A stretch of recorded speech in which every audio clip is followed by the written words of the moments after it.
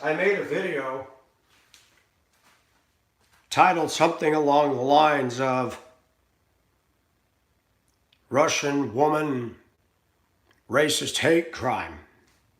I did a 3-minute discussion about that video. And clarification needs to be made on a misunderstanding that has resulted.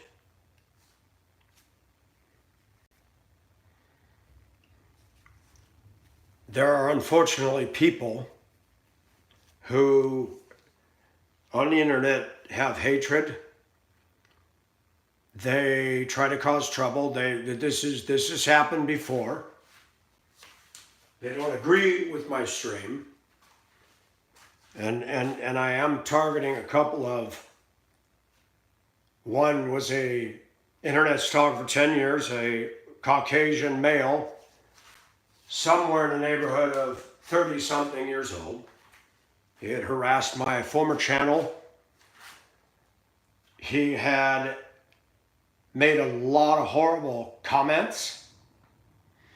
He would accuse me of being gay. He would accuse me of being racist. And then he made a page doxing me, saying that I date, and he used the N-word.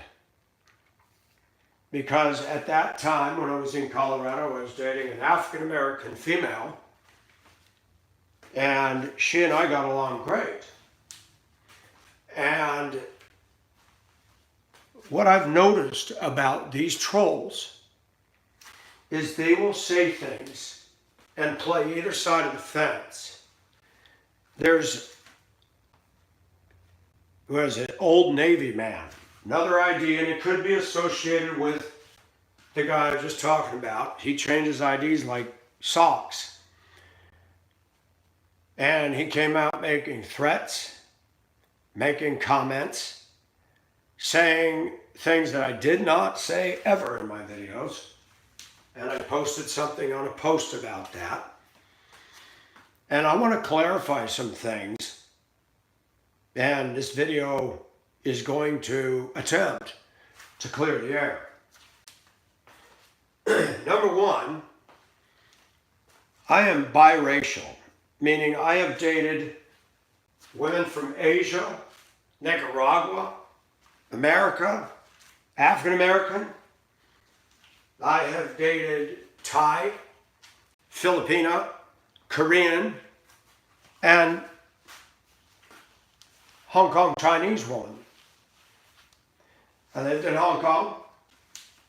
I've had a friend for several years through social media in Zambia, a public school teacher, works for the Ministry of Agriculture. She has welcomed me many times, told me, I really want you to come see me. I have a friend, Quan Phone, in Thailand. And I'm very international. When I was a kid, my mother or my grandmother would set National Geographic magazines down in front of me because I'm an early riser. I've been that way ever since I was born out of the womb. When TV didn't used to be 24 hours, I used to get up so early. You turn the TV on, there was snow. And you would turn it on, you have the color bars, and then the national anthem would come on and TV would start for the day. That's how old I am. She gave me National Geographics, and I was fascinated with the interesting faraway places and faces. I looked at picture after picture. And my grandmother handed me something without realizing it, a love for the world at large that was not just like mine. This is 2025. This is the United States of America, and it doesn't seem like it's so united these days. Politically, there's racial tensions, there's lots of schisms and hostilities. And when I say something in my videos, I want to make it clear. I do not say things to incense, inflame, or anger people. People that are doing wrong, if they get angry, I don't care. People that are doing wrong, and that's anybody, any ethnicity, any socioeconomic background, I don't care. If you're wrong, and if you want to be nasty and rude and you're offended by what I say, that's your issue, not mine. But in that video, I had made a comment. I had made a comment saying I will never move. I was very, very adamant. We'll never move to a town that is 53% of a specific ethnicity. And the context for that needs to be discussed. I have observed, since living in this region for 6 years now, a lot of veiled racism towards me. Comments have been made to me in the workplace and in general. I have seen postings on social media by people I know here and work with. I've seen where they lean politically. I've seen comments and I said, wow, I'm a happy-go-lucky guy. I moved to Georgia because houses were cheap. I had always wanted to experience the South. And so here I am. A lot of things have happened in the last 6 years, and I want to make it very clear. What I did not communicate in that video, what people are missing, is I never once said, when and if I move again, I want to live in a town that has zero of this ethnicity. I did not say that. I have lived a lot of places in the U.S., and this is what I'm going to say. I lived in Hibbing, Minnesota. It was 99.9% Caucasian. That town was a little bit scary. I'm a Caucasian saying that. The people in that town considered all outsiders pack-sackers. No matter what, I would always be viewed as a pack-sacker. Never mind the fact that their descendants came from Norway, Sweden, and Finland and migrated to there.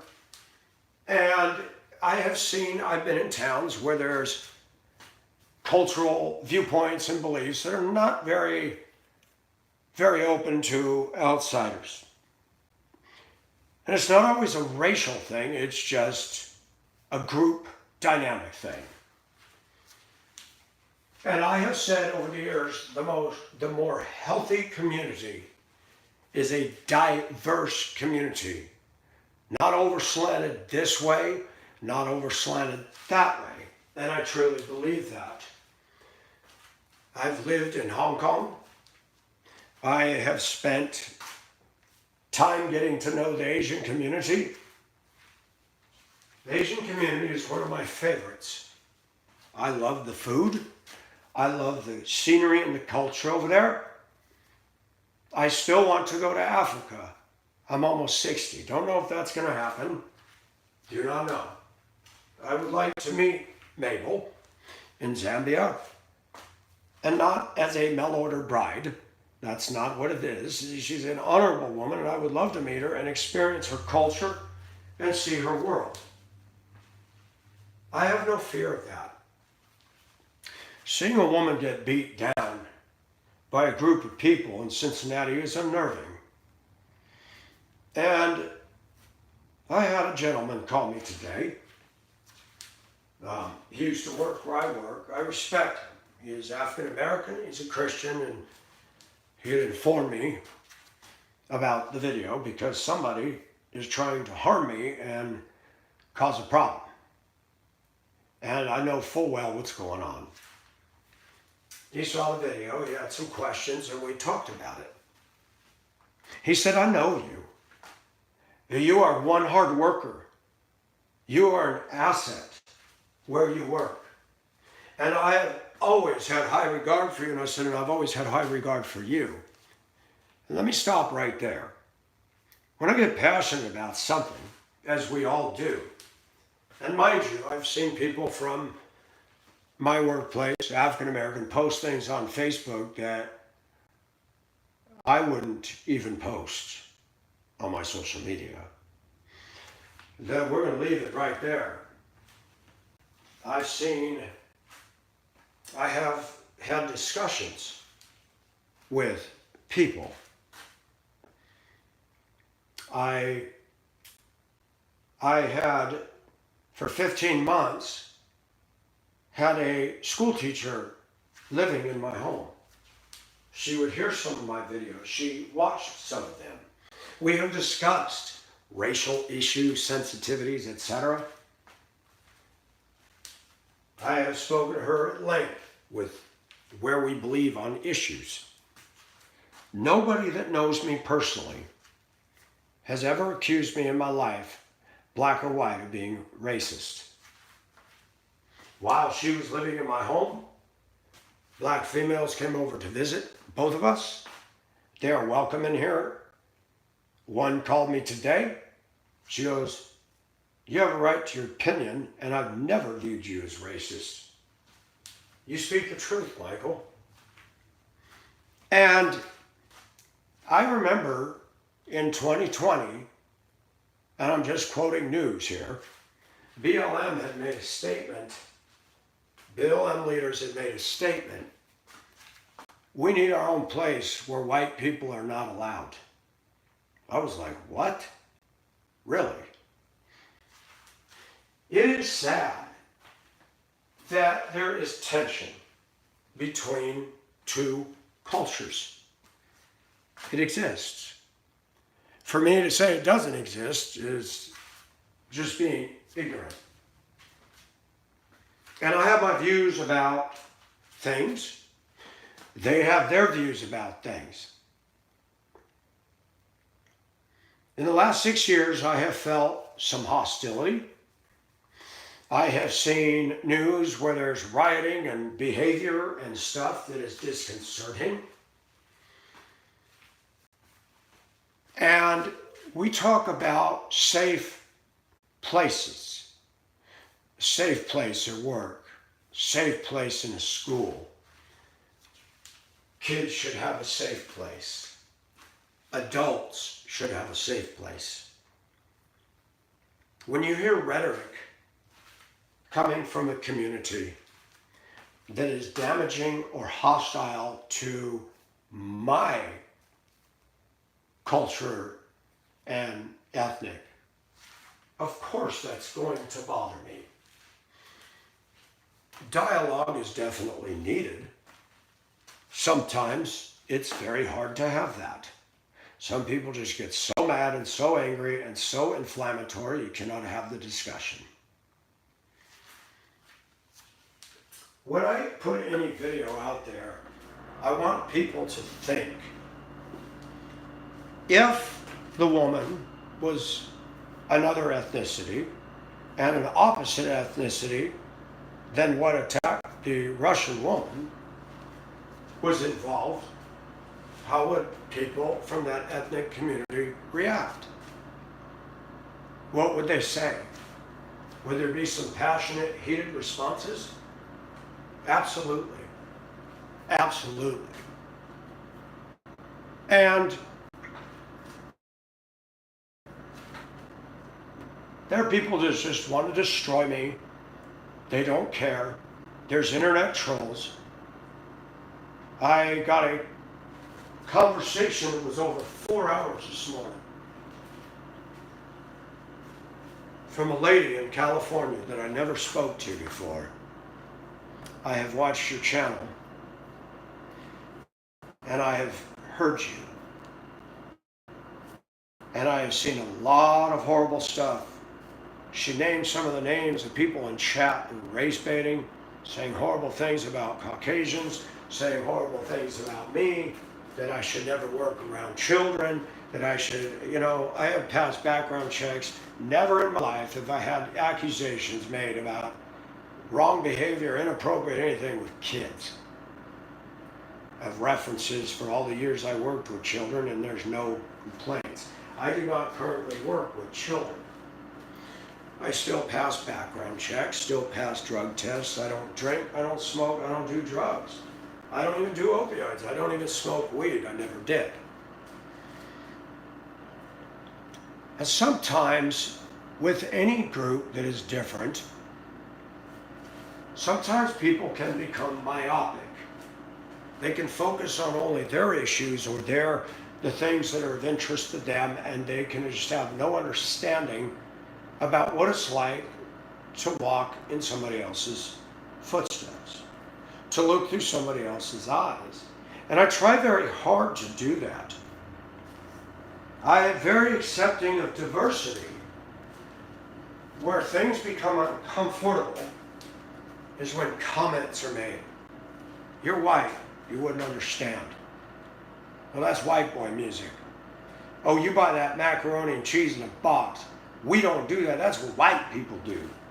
When those comments are made at work, over and over and over, I now got a tiny taste of what it's like to be a minority. I got that when I lived in Hong Kong. I was definitely a minority. And I saw things that were not cool.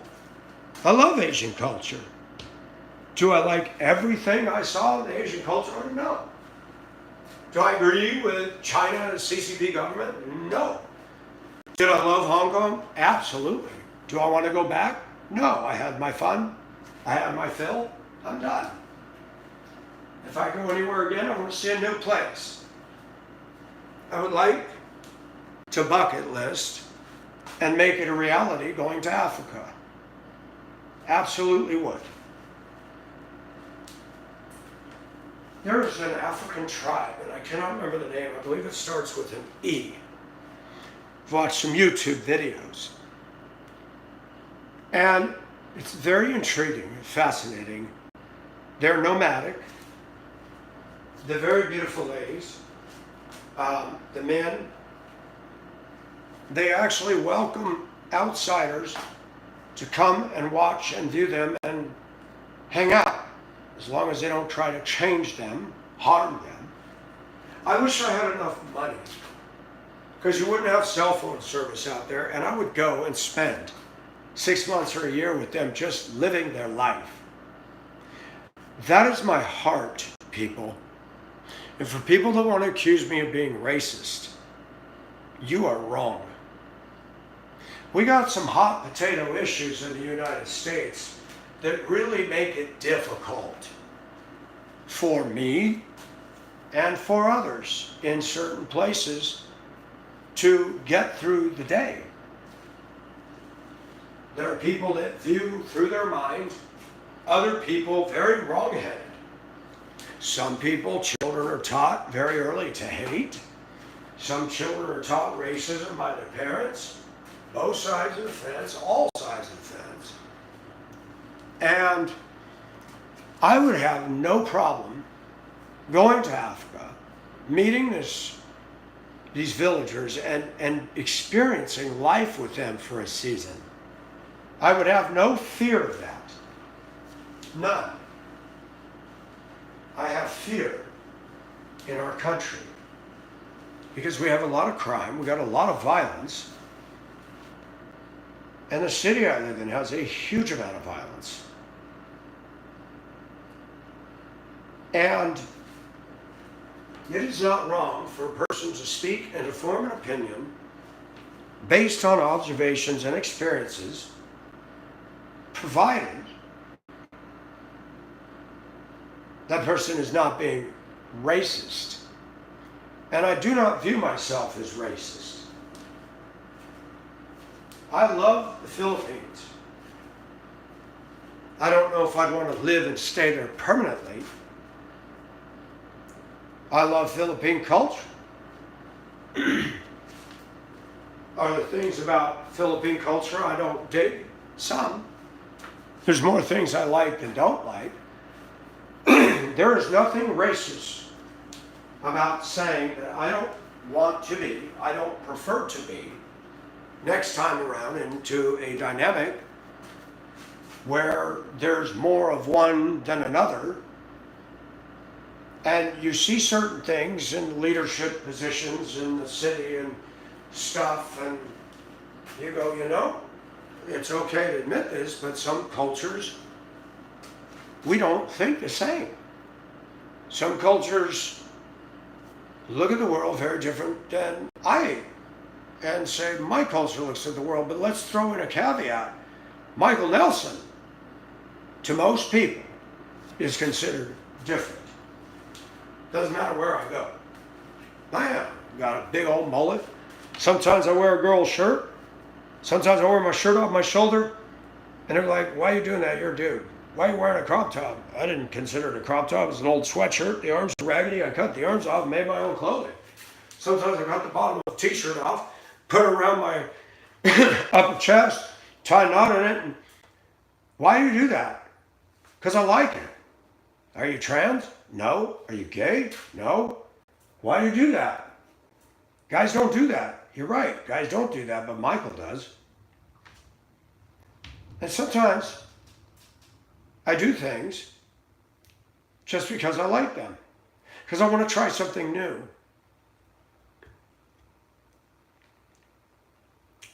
We have freedom of speech.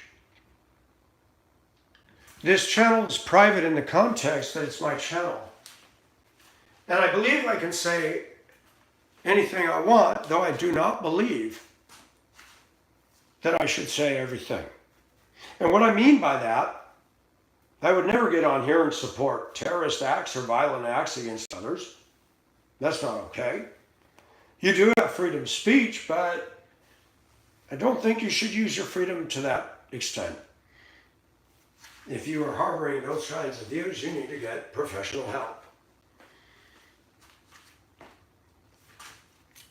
But I have been afraid of things I've seen in the media.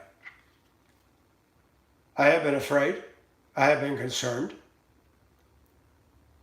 And living here in Georgia is part of my education in people. Learning to deal with people. That's not a skill you learn at college. It's not a skill you can read about in a textbook. It is fits and starts and fits and starts and fits and starts. We make mistakes. Some of us learn from our mistakes. Some of us continually repeat them. I believe that when you're dealing with other cultures, there are blessings from it and there are struggles with it. And I think that's a fair statement. I believe the definition of diversity is every person in the world. Diversity of thought, diversity of expression, diversity of many things, dialect, speech. There's a tribe in Africa, I don't know what they're called, and they're fascinating. They talk with clicks and they make sounds, and it's unique to them. Fascinating. Try to interpret that. And I think differences are cool. I think differences are fascinating. That's what draws me to people. Years ago, somebody in the media was saying, you know, white people are afraid of brown-skinned people. They don't want brown-skinned people taking over. And I'm like, why is the media saying this stuff? I personally have preferred darker-skinned females. I think they're beautiful. I think there's white women that are beautiful. But I got a friend in Thailand. She's light brown skin. I dated Filipinas who were light brown. I've dated African-American women, a few of them over the years. And when I hear statements made, it bothers me. Statements made by Caucasian journalists. Statements made by African Americans. And I think it needs to be said. There was a radio station in Denver, and they had this little thing, if I heard it on the internet, it must be true. Ha, ha, ha. That was satire, because on the internet, you have to be careful. You have to sift. You have to weed through. Same with the media. They didn't call themselves the evening news. They've done studies. The media is biased. No matter what side of the political spectrum, the media is biased.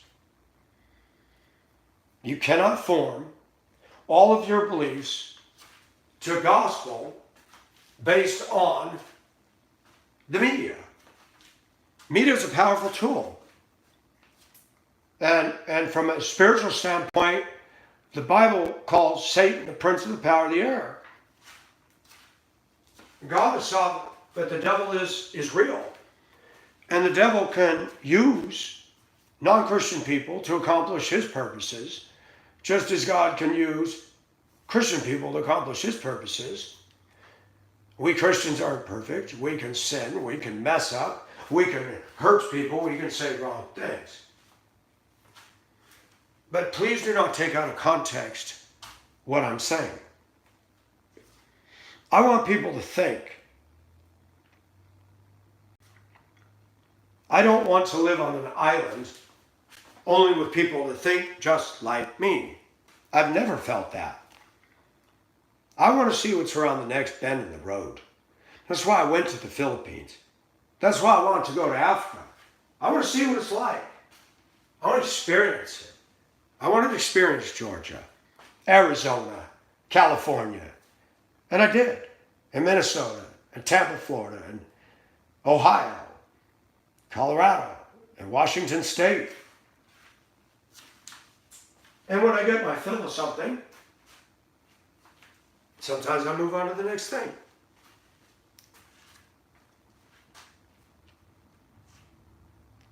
One of the hardest things is trusting God. It's easy to trust God when things are easy. It's not easy to trust things when life is hard, when you struggle. And sometimes God allows us to have struggles to force us to get serious with Him and rely on Him.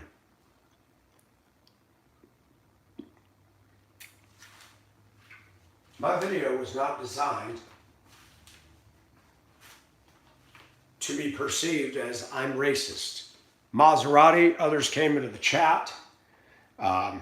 Old Man Navy, they're making false statements. They are lying, which is written as, libel, and verbal as slander. That's not okay. Whether you agree with me or not, don't libel and slander.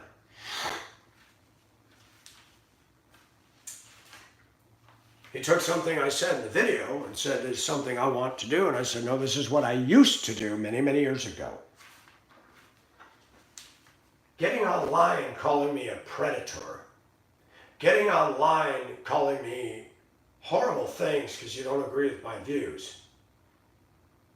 And then making an entire channel where you got on here commenting on my shorts, saying I look like a trans, then taking my picture, putting it on your video and saying transphobic. Wow, you play both sides of the fence, Old Man Navy. That is wrong. And you guys make multiple IDs and you come back. I've talked to many people since then.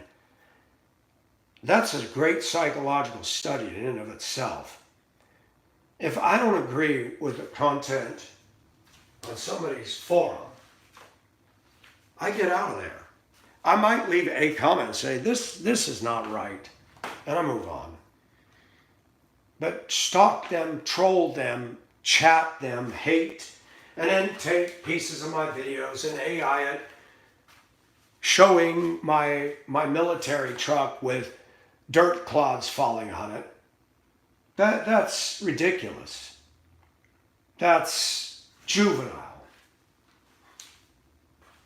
We've lost the ability in many sectors of America to debate, to have robust discussions.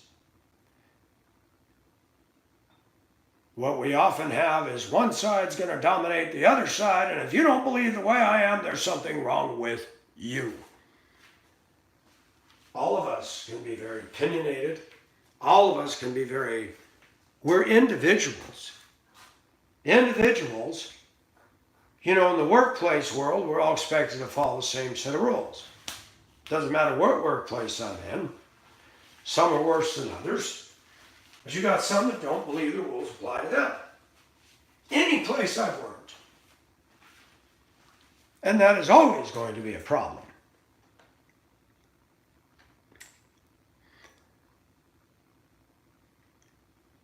I cannot expect everybody to think like Michael Nelson.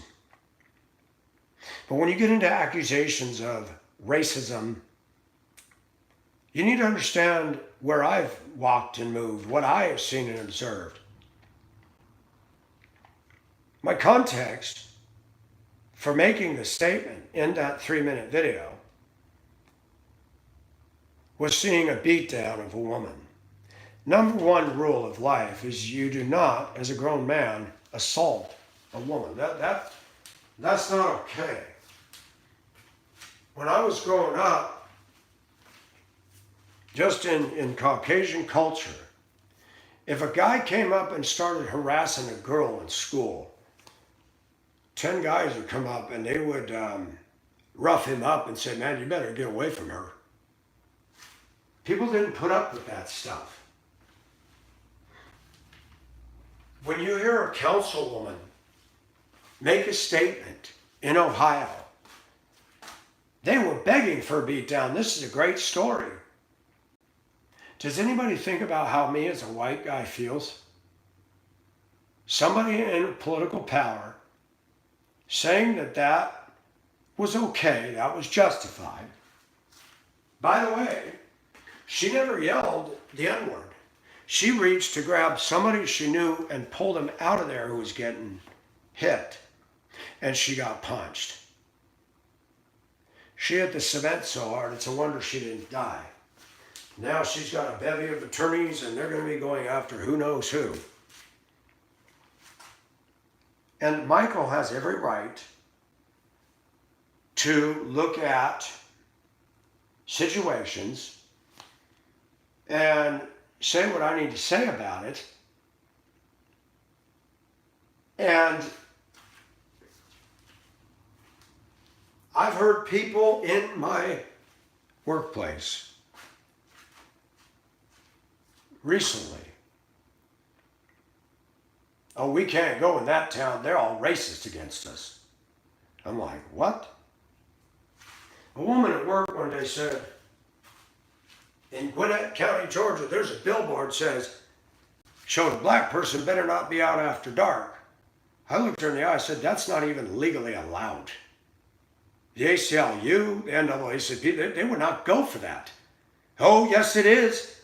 I searched high and low on the internet, Gwinnett County, billboard, racist. I looked, found nothing. I came back and I told her, I said, I don't see anything. Well, of course, they don't want you to see it, but it's there.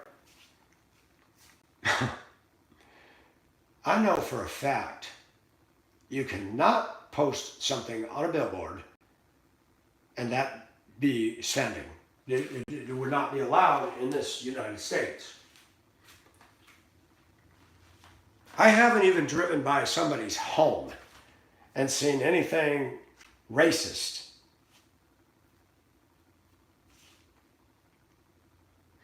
And you got people that make statements that are not based in fact. You've got leaders. When people get angry over things in the news, and they believe the news, and they take the news, and they run with it, and America erupts into violence, and riots, and busting property, city, county, state, federal, whatever.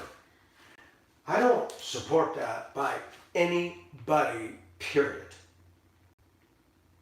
And when leaders of a specific community don't stand up and say, hey, that's not okay, it leads me to believe that they encourage and like this. I'm outspoken as a Caucasian male. I'm not racist. I have a right to a viewpoint. I have a right to articulate my viewpoint.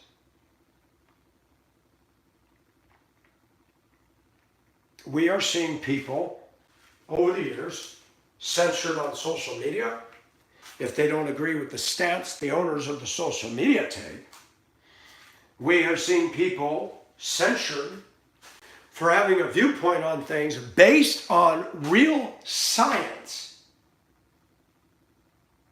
while social media will say, that's not science. Actually, it is.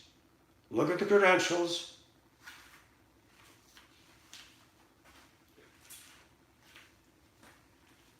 And you've got certain groups of people that want to herd everybody through the same funnel.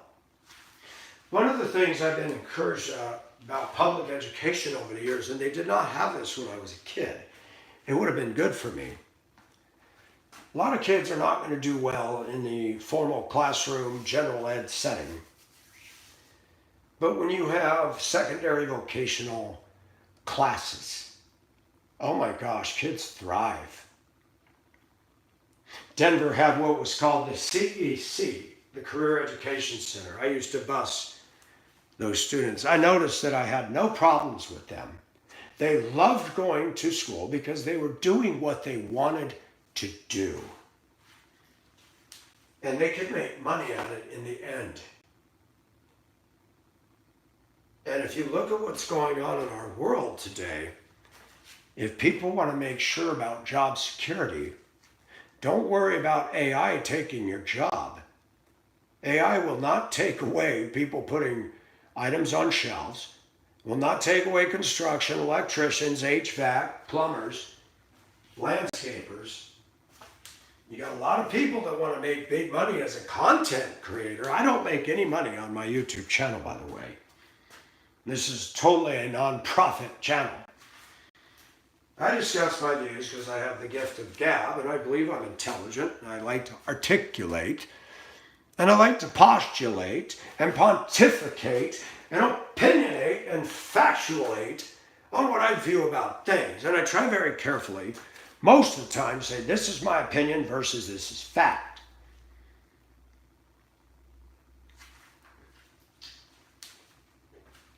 There are certain views I hold that certain people say, you're misogynistic and I'm chauvinistic. No, I'm not.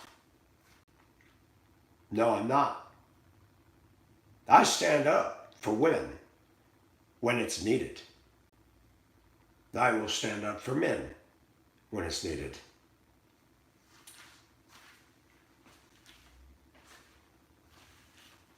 Years ago, I observed a African-American supervisor at work get a dressing down by another supervisor who's not over her. The supervisor was shouting into the phone at her employees in the commons area at work. Black lady said, hey, shh, can you keep it down? I can't hear my call with my employee. Woman got up and yelled and screamed and cussed her out. Mind your own GE business, blah, blah, blah, blah, blah, blah, blah. I was going in there to use the toilet. I went in there and shut the door. She was shouting so loud I heard it all. She went into the bathroom next to me, slammed the door so hard the whole wall shook, and kept yelling in the bathroom. And I'm a human. I wanted to put my hand on that wall and bang and say, hey, keep it professional. And I said, don't do it. You're not an authority. Don't do it.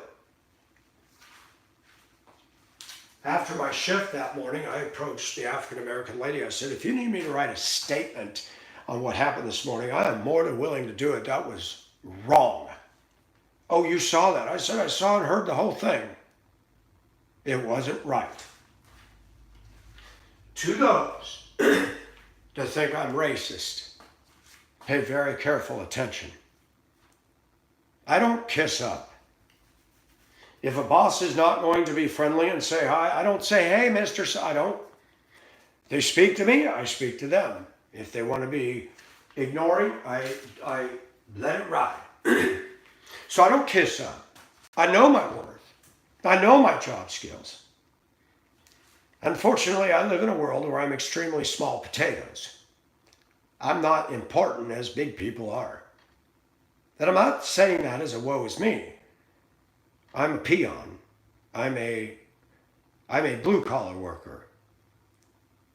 We're not as important as the people that make the big money and are in the professional genre, white collar positions.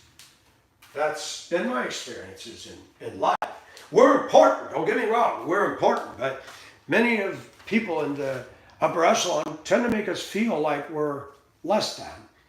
I have not felt valued in the last 6 years. I have not felt validated. And I use YouTube to vent generically, not mentioning names of this or that organization, unless I no longer work there and I talk back on experiences. But I have a right.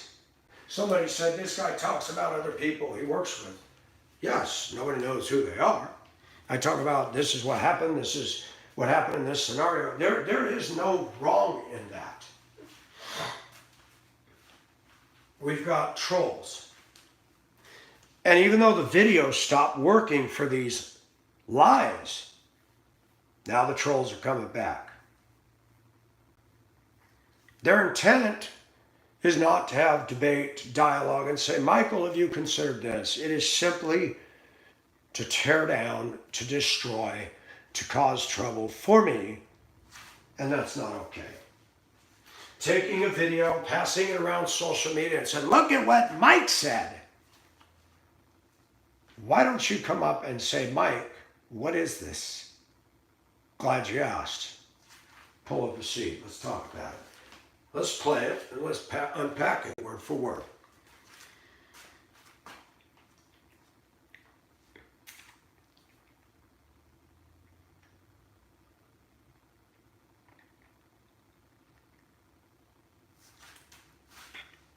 I'm at a crossroads right now in many areas of my life.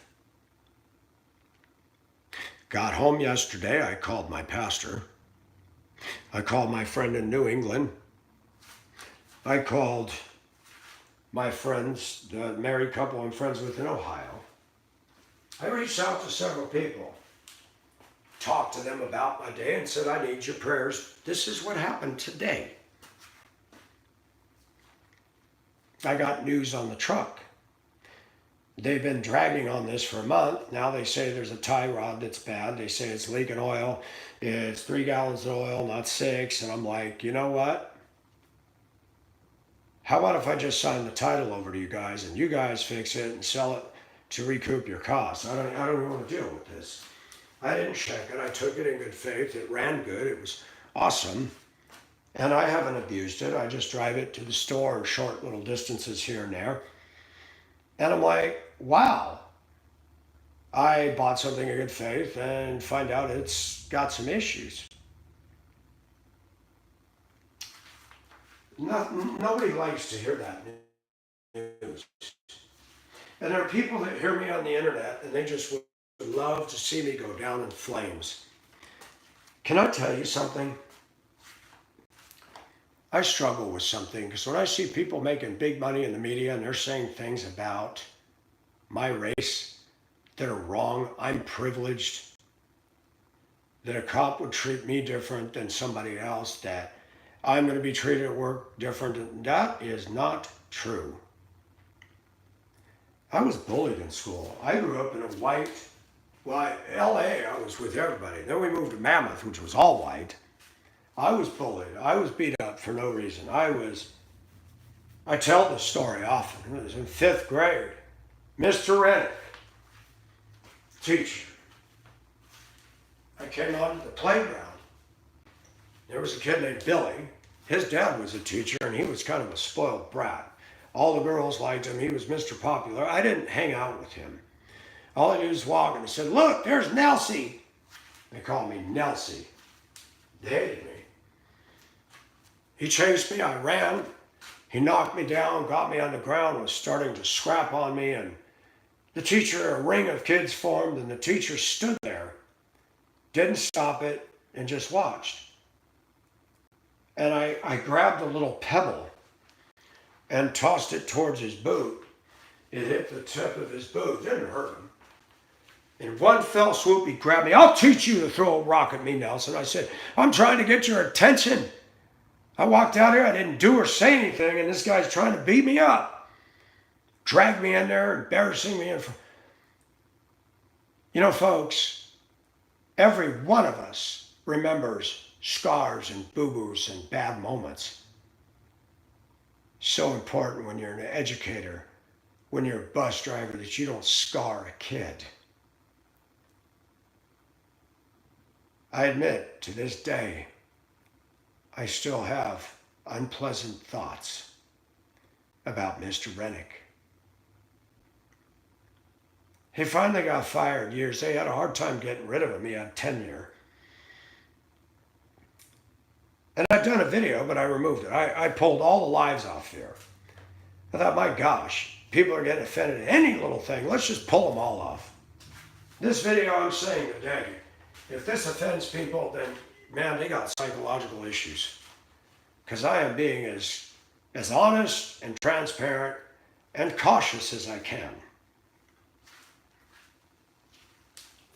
No one should have to be afraid of what they say unless it is slander, unless it is racist, unless it is libel, unless it is false statements. And I'm surrounded by people who make false claims.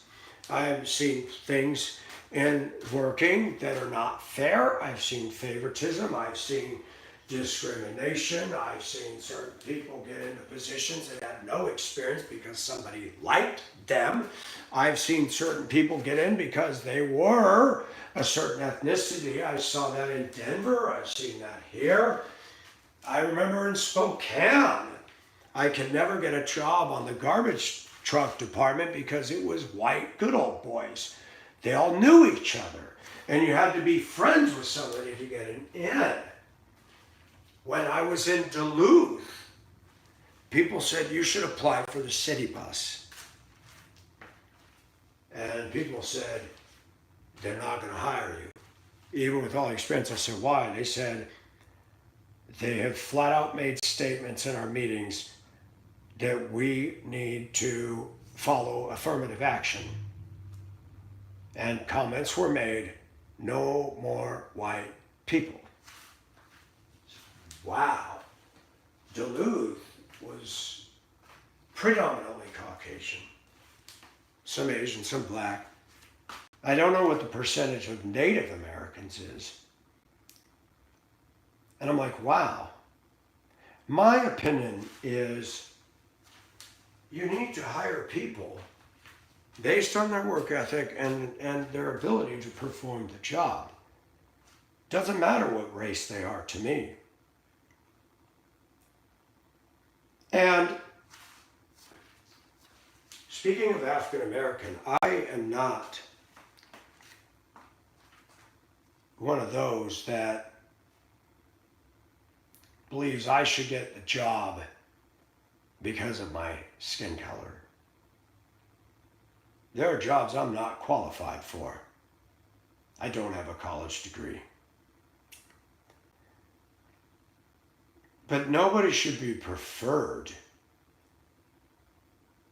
I had a lady tell me this morning, speaking to me from California, when I filled out my college applications, they had it right there, are you black? She said, because if you're black, you automatically get some monies and stuff. Can I say something?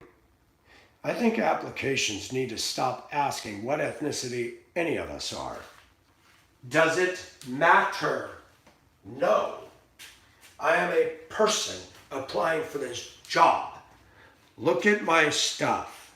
Look at my qualifications or non-qualifications. Sadly, our society sometimes cannot seem to do that. You have pockets of people here, there, everywhere. In the tree, on the sea, on land, on the moon. that will favor people they know, their ethnicity. I've said over and over on my YouTube videos, I believe, based on what I've seen, we're in a very strong caste system in America. A lady who makes $100,000 a year is not going to date me. And I'm not saying anything that isn't true. It's fact. A woman who has $1 million home and an investment portfolio is not going to date me, who's got a very modest home that is still under remodel.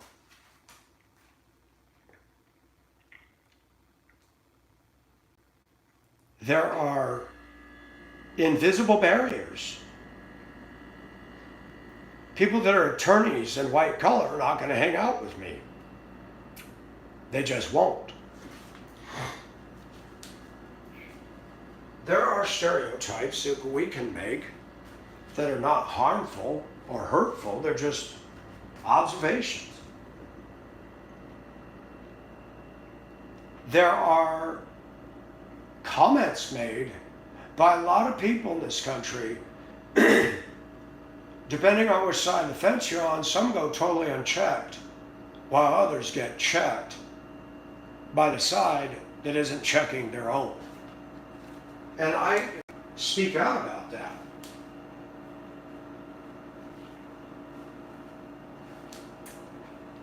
I need a safe space. I need to be able to go to work and not see blatant favoritism given to somebody who's breaking all the rules. And I'm working my butt off trying to get things done, and I'm not even recognized at all for the hard work I've done. I raised the standard. I did something huge. And I don't expect a parade.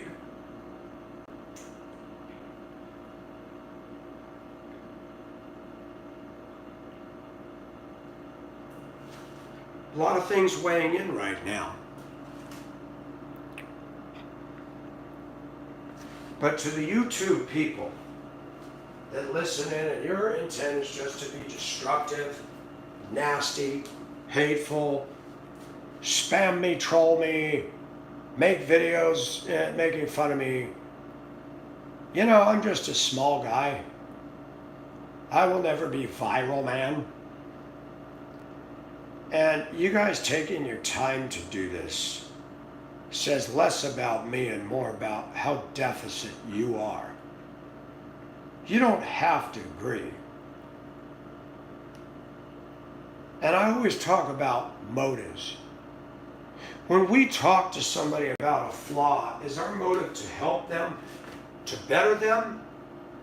Or is it to be punitive? Oh, I'm going to get this guy in trouble. We all need to check that. Many people passing the video around, their intent is to cause me harm, to cause me trouble. That's not okay. You don't have to agree with the video. But if you know me and you have a question, why don't you call me? Why don't you say, Mike, what are you saying here? Glad you asked. Let's talk about it. And my opinion, based on what I'm seeing today, my experience, based on what I've experienced over and over, just in the last couple weeks, people of a different ethnic have made comments in front of me that were just wrong and horrific. I said, wow, why are you saying that? We're in a workplace, it shouldn't even be discussed. I told a woman about, while there was something on the news I heard coming up here, that a shooter was shooting in a skyscraper. Trump, excuse me? Trump and the MAGA retards? I said, hey, whoa, hold it. We don't discuss politics. I don't care. I'm going to say it. They're retards. And I said, well, you're offending me. You're saying I'm a retard. Did I call you a retard? I said I voted for Trump. So you are in effect calling me retarded. Will that woman lose her job for that? Nope. Not at all. And that's what I want to talk about. Did I go and report that? No, because I've seen Many times when I reported things similar to that, nothing happens. I listen to videos by HR. What do they call it? The workplace harassment, all that stuff. There's a name for all that. I try to be very conscientious of that. For example, I'm not going to go up and throw my arms around all the women. But if I know a woman knows me, and she throws her arms and gives me a hug, I give her an appropriate hug. Would I do that to everybody there? No, because not okay. Would I joke with everybody in the workplace? No, some people don't take joking. And what I mean by joking is brevity, harmless stuff. I take people on an individual basis. Some people want a simple fist bump. Some people don't know how to read a room or other people. I'm carrying a bunch of heavy stuff. Mr. California! Yelling, coming up, trying to man, I can't fist bump you. And every minute some people can't read the room. Man, he's carrying stuff. I don't think he's able to fist bump right now.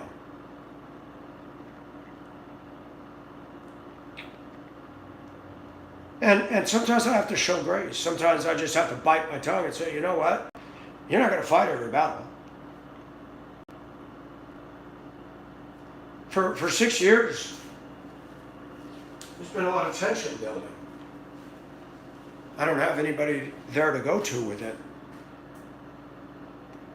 We've got people in leadership that don't know how to talk to people. We got people in leadership that don't make it easy to approach them about an issue. And one of the things I learned in all of HR meetings of any workplace, you should never feel uncomfortable about going to your leadership about an uncomfortable situation or something an employee is doing that is offensive to you. But watch this. When there was something truly going on around me that I could not solve, I went to chain of command to the next level. And then when that person was talked to, that person blabbed. And other people said, Mike, we hear you're a snitch. Mike, you don't snitch. Snitches get stitches. Yikes. This is not okay in any workplace, anywhere. And I've noticed out here in Georgia, a lot of things go on that would not be tolerated at a lot of the places I worked at all. Some of those things could be a terminable offense. I do not say things in my workplace to provoke or inflame. When I deal with people in my job, I treat them as customer service. How are you doing today? Mike, I need this. Okay, let me get it. You doing all right? Mike, I want to quit. I said, don't quit. We need you. I try to encourage everybody. And I don't care what other people think. I try to make a difference. I'm nothing. But if I can encourage somebody, if a lady can say, Michael, you made my day. Thank you for that. Look, I used to do what you did. It's hard. I got you, girl. And nitwits get on the internet, pass stuff around. 99 YouTube videos on the wall. 99 YouTube videos. Take one down, pass it around, slam it around, make accusations to all involved. That's not okay.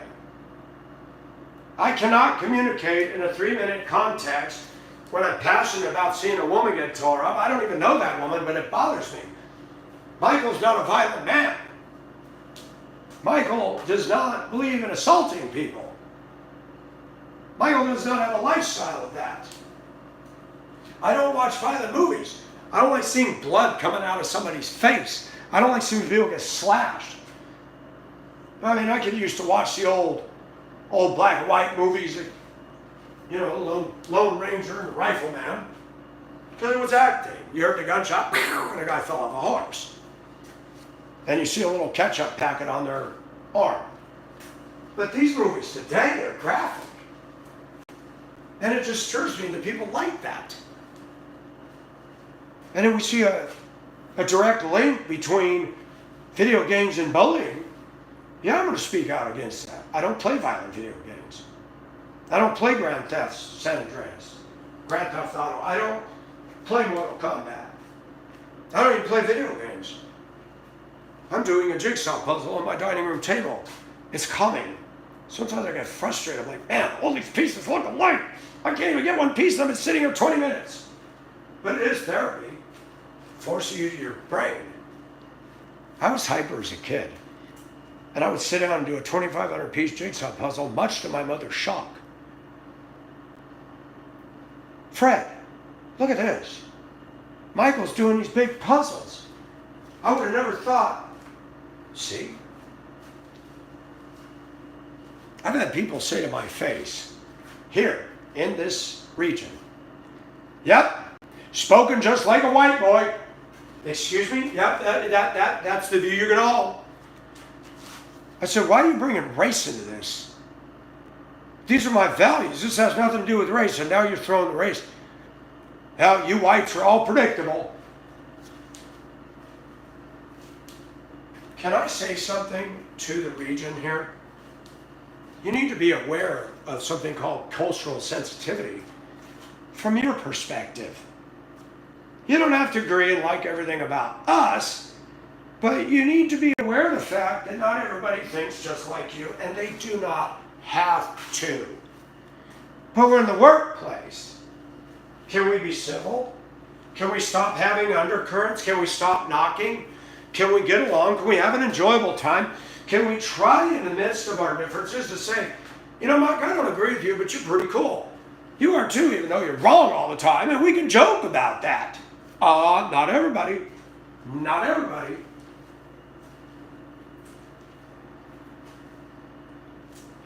I had a woman at work yelling at me when I was doing a different function. I said, can you stop yelling at me? You don't need to shout at me. I'm a black woman. And you need to get used to it. I said, no ma'am. Not one other black woman in this workplace has ever approached me shouting. So please, respect. I never approached you that way. And it got so bad she kept doing it. And I was sweeping something. I turned around and said, stop yelling at me. Don't you raise your voice. I said, you've raised your voice at me every day. I'm tired of it. Now stop. I never approach you that way. Don't approach me that way. I model what I believe. Good morning, ma'am. How are you today? I start out my day with that woman pleasant. I finally asked, can I please be relaxed from being paired up with her? This is not working. And it took a long time before they honored that request. And I had to bite my teeth, bite my teeth, bite my tongue, bite my teeth, grinding in my job for 12 hours a day, being close proximity to this person. And I had to shut my mouth. She'd bring up politics. She'd turn up the radio. The radio would start playing, you got to get out the black vote. You got to get rid of these Republicans. You got to get rid of these white Republicans. Donald Trump is racist. I said, could you please turn this off? I was very calm.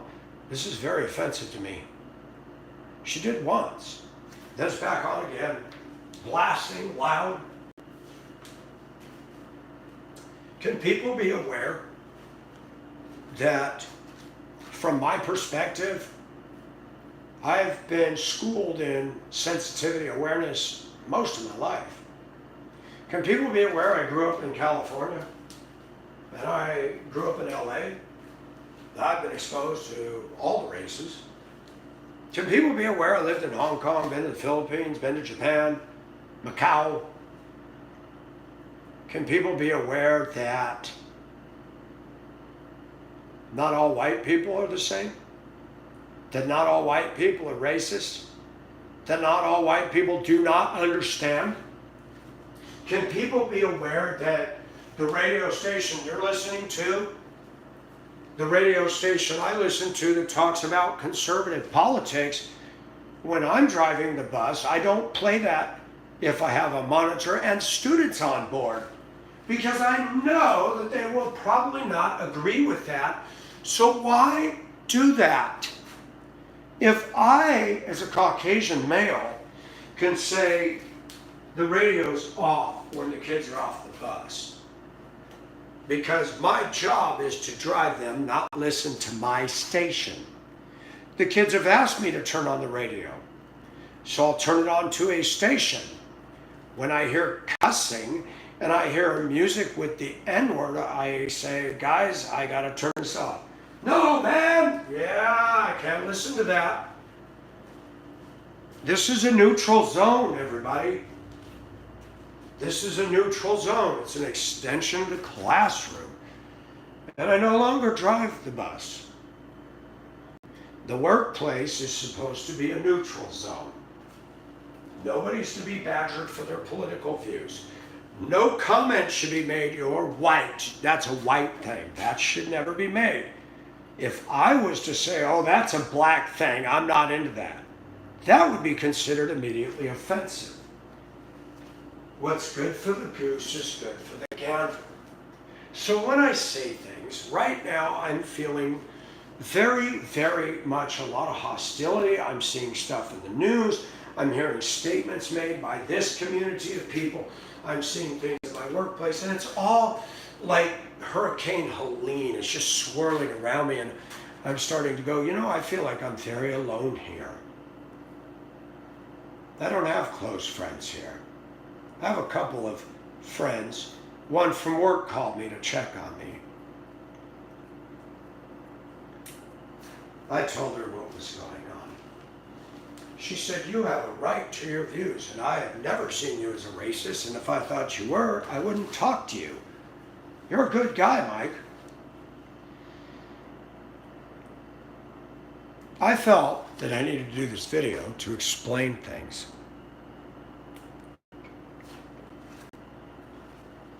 For those internet trolls, it's really simple. You don't like me, you don't like my channel, you character assassinate me, go away. You are not held here against your will. You are not held captive. You're not forced to watch my stuff. To people I work with that are passing things around with intent to malign me and not even speaking to me about it, that's not okay. People say, well, you put it up there. I put it up there, and my intent is not racism. My intent on this channel is to get people who don't agree with my worldview to be mindful, to think, to maybe allow yourself to be. I've been challenged all my life. I remember years ago, I was in Denver, Colorado. I was working in Denver schools, the Northeast Terminal, and a black gentleman and I were buddies at work, and he said this one day, just shocked the stuff. You need to experience what our people experience. I said, what? You need to experience it. I said, why? Because you don't understand. I said, are you talking about slavery? He goes, yeah. I said, we're beyond that, Anthony. We're beyond that. We're beyond that today. He goes, well, you should go through. I said, did you go through it? No. I said, so why are you even telling me this? I'm Irish. Did you know Irish were slaves? Is that taught in the education today? I don't believe I ever heard it. There's a lot of information out there in reliable textbooks about the fact that Irish were slaves in the United States. Irish people were called children, or redheads in the South were called children of the devil. England hated Ireland. They punked on Ireland all the time. I didn't know that until recently. You go back to New York when the steamships were bringing immigrants. You had Little Italy, Little Ireland, Little Israel. You had all these neighborhoods. And even our history teacher told us. He taught us that back in the day, Italians and Irish did not get along in New York City, and they'd call each other Dagos and Wops. Very offensive. You walked through an Irish neighborhood and you were Italian, you were going to get a thumping. If I was Irish and walked through their neighborhood, I was going to get thumped.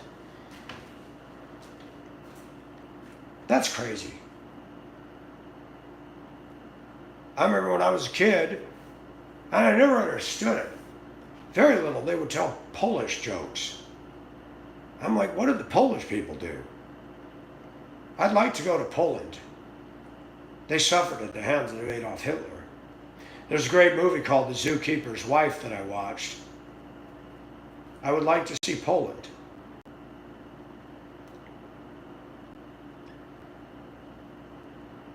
I remember after World War II, I mean, I didn't go there, I wasn't alive then. People that came fresh out of the war did not have a very high opinion of Japanese people. They even took the Japanese, because I lived in Mammoth Lake, so we went down US 395 to go to LA, 300 miles away, and my dad stopped at Manzanar. Manzanar's out there in the middle of the desert with the Sierra Nevadas in the background. They took the Japanese who were American citizens, rounded them up, and put them all there. They hadn't done anything. Because Japan brought them to Pearl Harbor, America put them in the internment camps. They lost their businesses. That wasn't right. Contextually, though, Americans didn't know whether they could be trusted with what Japan did, and we were not at a stage back then where people could say, hold it. They came to America. They're not part of this stuff in Japan. Leave them alone. After 9/11 happened, there was a comment made in Denver, the Denver Post, that the Middle Eastern gas station owners felt like racial remarks were being made against them. They were feeling uncomfortable. There was a report at Denver University that a bunch of Middle Easterners were in their dorm room cheering the dropping of the trade towers, and other students came down the hall and were very upset. There was a Native American teacher at CU Boulder that came out and called the people in the towers little Eichmanns. I'm like, I cannot believe the stuff that people say. I dated a lady years ago, African American. Her name was Misha. And I was telling my coworkers here the story, and they said, Misha? Yeah, that was her name. Misha, that weird. African American woman criticizing another African American woman in another state I dated, her name. Like, wow, this stuff never ends. People just criticize everything. And Misha and I were walking through Cherry Creek Mall. She had her arm, I had, my hand against my stomach, and she had her arm draped through mine. We used to love going out. We go to a movie, we go to dinner, go to a movie, and we'd walk through the Cherry Creek Mall, which is upper end hoity-toity. And you'd see the, I'm going to say it, the well-to-do, upper echelon females, the expensive clothing and their expensive handbags and stuff, and some of them would look at us and not smile, but kind of glare and stare. She goes, oh my gosh, do you see that? I said, yeah, I think it's funny. What do you mean? I said, Misha, none of those women would date me. I drive a school bus. You think they're going to date me? I said, I'm proud of you. You are awesome to be around. I am not ashamed. She goes, I know, that just blows me away. I said, why would that blow you away? Because I'm black. I said, I'm not ashamed of you. I'll walk down any street in America with you on my arm. I do not give a rat's patootie Love is between the two of us, not me and everybody else. So you still think I'm racist, huh? I've said if I found a black woman that we felt that we were a total connect, I would marry her. No qualms about it. And if a white guy said, Mike, you shouldn't do that, I'd say, I shouldn't do what? Well, you shouldn't marry out of your race. I said, well, you should mind your own business. And I'm not married to you, so butt out.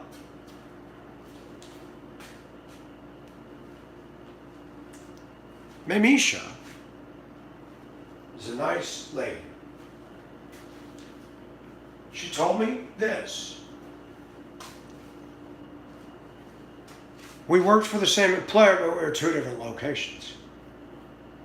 Mike, I don't want anybody knowing we're going out. And I said, why? And I knew her mother. When I worked at the other location in the 90s, her mother was a hoot. Martha. She's now deceased, sadly. Martha was an absolutely awesome lady. When I came to pick up May, so many years after I worked with her, Michael!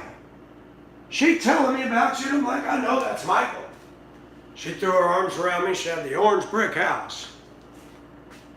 Man, I walked into her house, sat on the couch. I said, I like it in here. Why is that? I said, it's an inviting, warm place. I've always respected you, Martha. And she goes, Michael, I've always respected you. She had no problems with me dating her daughter. She was an adult. And we'd get back, you guys can sit and talk. I'm going to go to bed. All right, ma'am, thank you. You have a good evening. I loved Martha. She never talked about racial issues, never talked about what my people went through. Martha just loved. I loved Martha.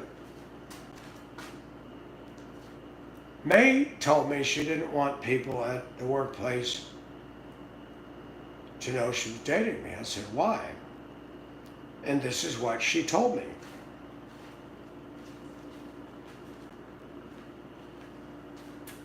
She said, if they find out I'm dating a white guy, they will give me a hard time for it.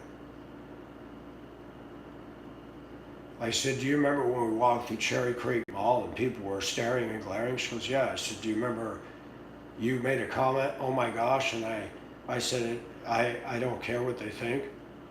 I know, Michael, and I love that about you.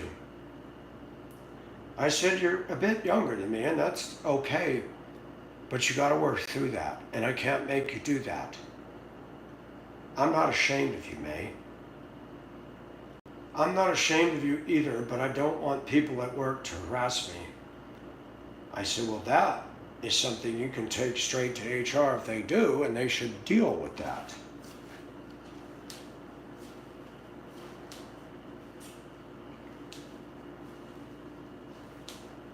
I need to say this.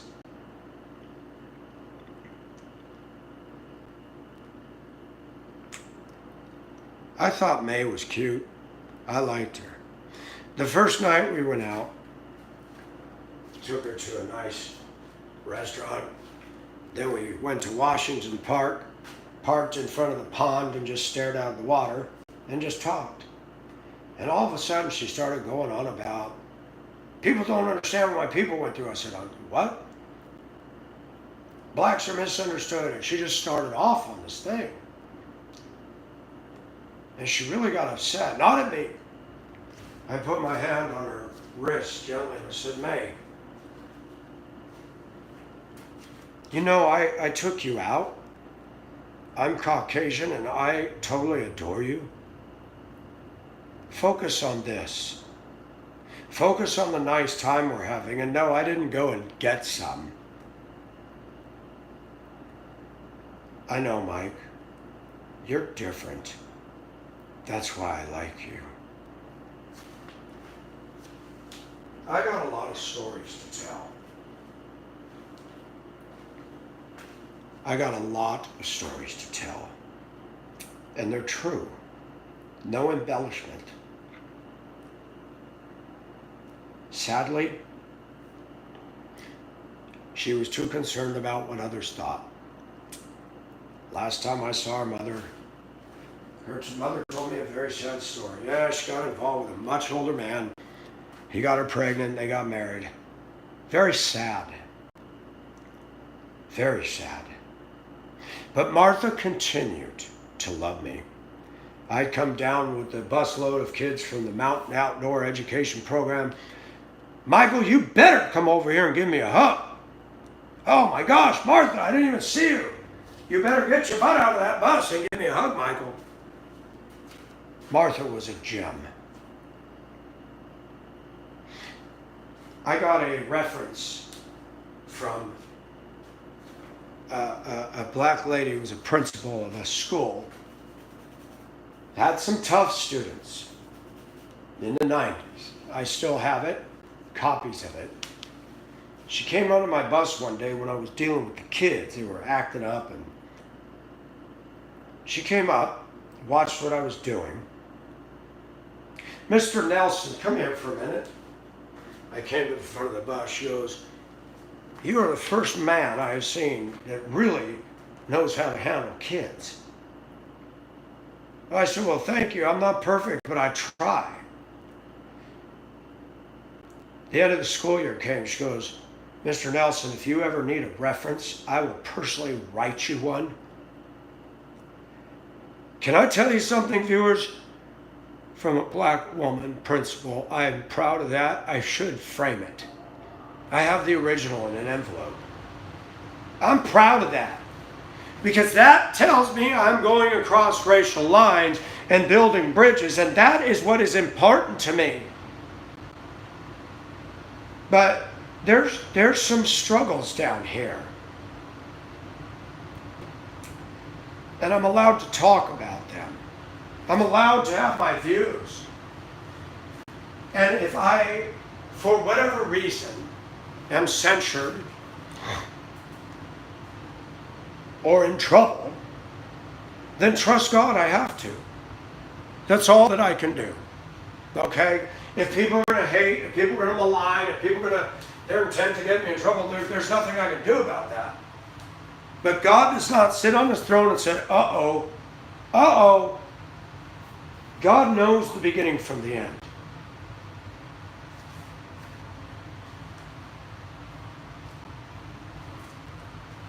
And I turned off chat on this today because I think it's very important to be not muddled down with that. I do not like it when people character assassinate me or anybody else.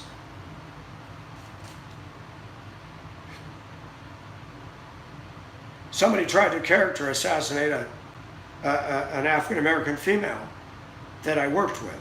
She's now teaching. When I was first here, Thanksgiving came and I was alone. She messaged me on Facebook, said, do you want a plate? She was offering to bring me a Thanksgiving dinner. I said, man, that's really nice. I said, no, I'm good. I'm actually working on hanging some doors, and I got chisels and sawdust and tools all over the kitchen. Well, I'm just looking out for you, man, because I know you're here all by yourself. Do you know what I told people? I said, that woman reached out to me and nobody else did. Not my supervisor. Nobody. Do you know I'm still impacted by that? I call her, she calls me. I'm just checking on you, Nelson. There's a lot of bad things that happen, and there's a trait in me that's a flaw. There's a trait in a lot of us that's a flaw. I've talked about driving. When I would drive for a living, I'd have a wonderful day. And you get somebody who does something really bad and rude in traffic.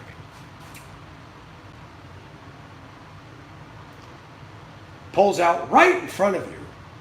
Almost caused an accident. You tap the horn and their middle finger goes out. Oh my gosh, you're flipping me off. And you just pulled out, blew the stop sign, and okay. And you know what's sad? Not all of us, but a lot of us, that little moment of yuckiness burns on our mind and colors the entire day. It does. The greatest memories we have as people are those that cause the scars and the hurts, and those that caused the greatest elation and touched us. I remember scars, and I remember people that were good to me. Black, white, Asian. How about the Cherokee woman at the flea market that you see in my posts and my picture? Every time I see her, she goes, I just love you, Michael. I like your style. I like your boldness. I like the way you are. I said, you know, that's amazing. And I bought some pearl necklaces from her. She said, take that black one. I said, how much? No, I want you to have it. Michael, people give me stuff all the time. I do fine. I said, I don't want to be cheap. No, I told you to take it. Every time I go to that flea market, I make it a point to go in there and talk to her. The importance of feeling valued is grossly underrated in the society. Grossly underrated in this society. When you don't feel valued as an employee, when people are making digs and comments that nobody should make in a workplace, it's an erosion, it's a dripping of a faucet. And over time you get upset. And when I said what I said in the video, yeah, I'm like, man, I don't want to be around these people. I'm tired of all this. Context.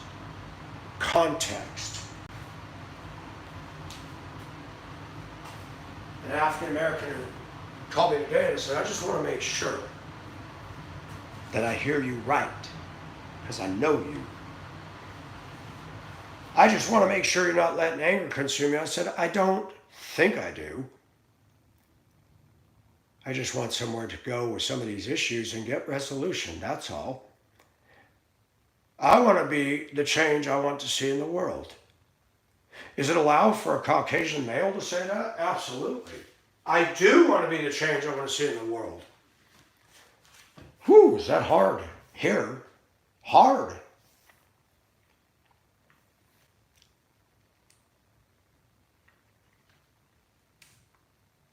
I want to thank everybody for listening.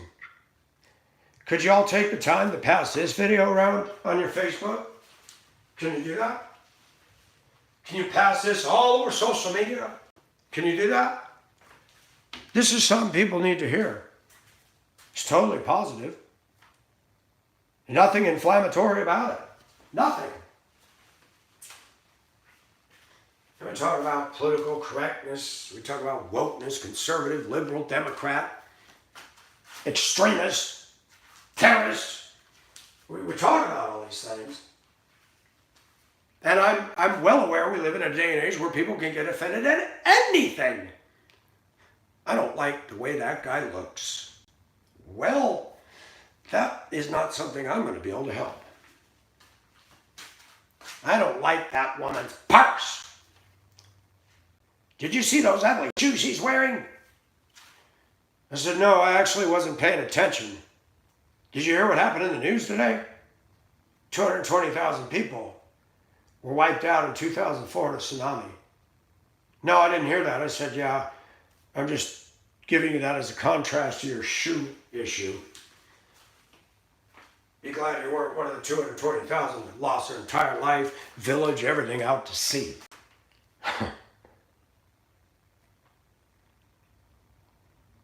When I became a Christian, I always wanted to be the next Billy Graham. I don't think that anymore. Now I say be the next Michael Nelson. Be the next you. I'm not perfect.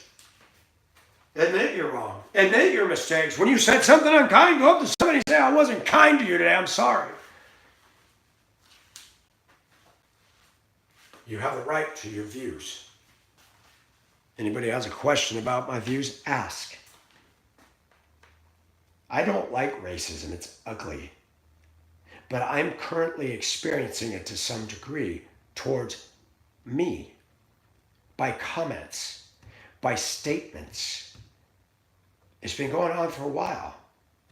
Some people need cultural sensitivity training. When I come home, I listen to music that's dear to me. When I come home, I reflect back on those things that were comfort zones as a kid. The rocket park in Torrance, where they had a steel 3-deck rocket ship we climbed, is still there. I can't believe what I climbed on is still there. That thing's old. It's not ready to blast off. I'm surprised it hasn't rusted and fallen over. But it's that rocket ship part is right on the top of the hill. You look out and you can see all of Los Angeles. That is the $1 million view. There's a couple old houses up there from the 50s, 60s, 70s. Those things are worth some money with that view. But I wasn't thinking about those houses. I was thinking about that rocket ship. I'd get on the top and shake that thing. Make noises. I was a kid once.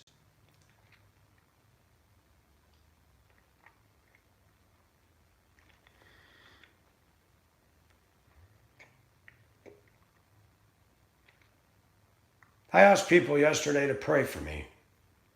I mean that. For those of you that come on my channel with intent to harm, to hate, you are doing no productive good. And you will stand before God for doing that. Your motive will be exposed by the Almighty. If I am doing something meant to harm somebody else, reputation, their job, anything, that is wrong. There's nothing wrong with crying out to God for justice for bad, wicked people. Absolutely, I do it all the time. I pray that those people be brought to justice for what they did to that person. Absolutely. Absolutely. And at the same time, we all ask for mercy when we make a mistake. We ask mercy of God. Evil people exist, sadly.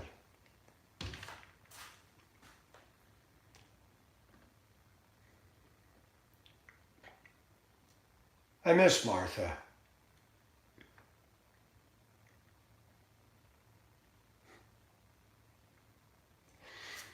I'm going to tell a story about another lady. She was a trip. She's dead now. Her sister's still alive. Lillian Champion, black lady, she taught me my first route in the 90s in Denver. She was a pistol.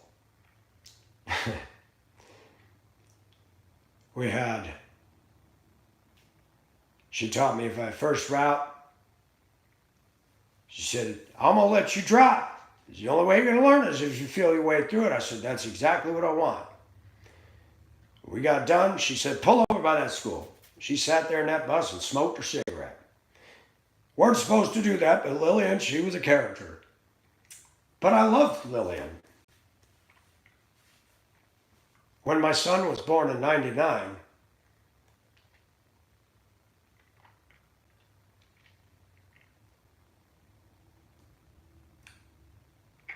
I finished out the school year.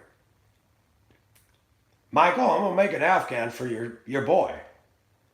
I said, wow, Lillian, thank you. I got a job because I realized I got a kid. I can't be doing this shift work. So I got on at the truck center. Lillian asked my boss, where did Michael go? He's over at Mountain State Ford. He's driving big trucks around. She came down there. I made this for your son and I want you to have it. Lillian Champion.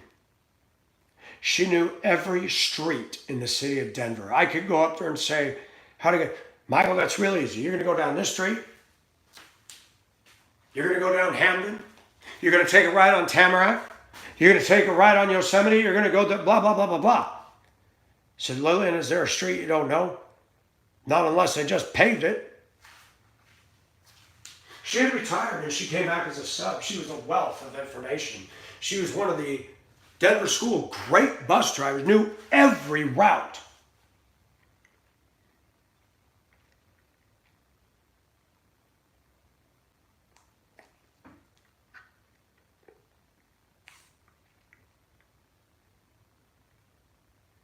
I dated Robin Tate, another bus driver. She's the reason I moved out here. She has since passed away. I rented 3 months in her home in Apple Valley. Robin Tate, also African American. She told me a story. She drove one of the middle schools way back. Michael, they sent me out there and those kids got on a bus and said, oh, no, we ain't having no black woman drive our bus. I said, they said that? Yes.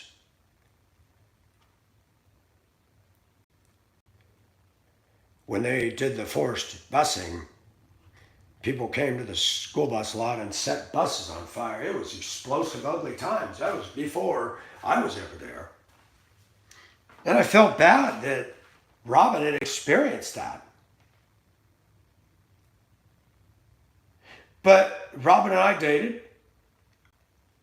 She never sat there and impressed upon me whites are bad and whites this. She took people one person at a time. We didn't agree on everything politically. But I had a very strong soft spot in my heart for her. I paid her rent for 3 months, bought the house here.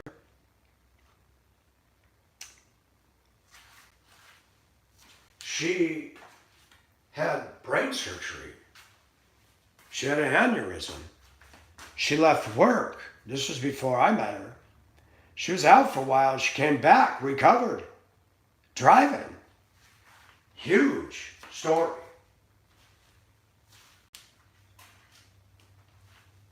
I don't like it when people make a statement against me. I'm passionate. I'm emotional. I lived in northern Minnesota. And when I moved there, people would be looking at me walking down the sidewalk. I didn't have hair long this. I had short hair. I'd dress normal. I'd say hi and they just stare. I said, how come when I speak to people here, it's because they don't know you? I said, but they stare. When people are walking towards me in public and stare, I smile and give a friendly little hello. They don't do that up there. I had to adjust to the culture. That was hard. I'm from California. They do.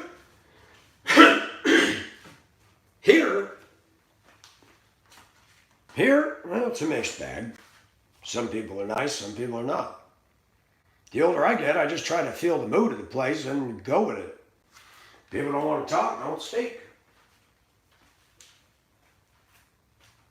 I've lived in enough towns and cities in the U.S. that every place has their own fingerprint on it. I've had situations that scarred me. You know, like when you're cooking and you grab the pot too fast and the hot water hits your arm and scalds you. I've had some experiences scald me. It only takes once. You don't just do it again. It's like a kid. You tell the kid, don't touch the stove, and you paddle him if he goes to reach. Well, sometimes you might just have to grab that burner once, and that'll be the last time he does it. You don't want him to do it. You have to protect your kid. Sometimes the greatest teacher is the pain. But when you receive pain through no fault of your own, it causes a scar. I said, we all have scar tissue. Most of it's not visible, it's internal. When we go through stuff, we can and do generalize. When we have certain things happen over and over and over and over again, it's easy to say, you know what? I'm not comfortable with this group of people over here. I've said that about my own race. I lived in Hibbing, Minnesota. The comment was made up there. Let me tell you about northern Minnesota. I was shocked. First, I lived in Virginia when I was married, and since divorced. It was a mining town. Virginia, Minnesota, they had HibTac. That was up in Hibbing, and they had Mintac, which was taconite mine, big giant iron ore mine. I mean, huge. It's like they carve out something that looks like a canyon, you know. 3-story high dump trucks and loaders and big steam shovel or electro haul shovels. I mean, it's massive size equipment. I took I took a bus load of students down in there for a field trip, and the whole bus, we all got into the bucket. And these teeth on the end of that shovel were so huge, and we're standing in this scoop of this giant big spools and cables of the pulleys that pulled up this dragline bucket. That's what it was. Unbelievable size. I mean, I was just awed by that. The culture up there was a lot of alcoholism, predominantly Caucasian. Very, very abusive culture to women.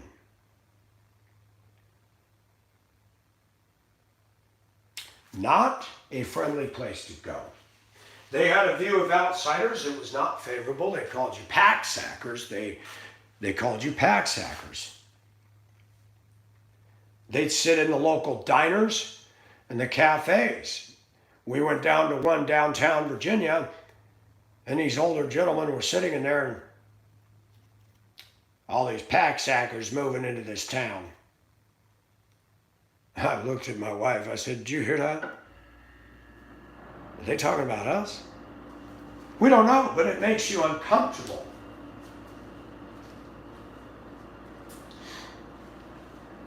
And I couldn't help it. I should have done it, but as I walked out the door, I said, "You know what I noticed, honey? People making comments about outsiders, but the locals let this town just go to waste and go to pot. Look at all these buildings with the ceilings collapsed and all these abandoned storefronts." Everybody in that booth turned around and gave me the hairy eyeball. I needed to say that. Was it right? Probably not. That was a white town with white people. We didn't come here and do any harm. We bought a home and improved it. I try to make a positive difference where I go. I worked in the schools there as an aide, a teacher's aide. I loved it. The kids loved me. The teachers loved me. Even in small town, I got a job and tried to make a difference. The principal came to see, "I'm glad to see a man in this. We need more men in here. Men don't come and do the teaching in this area."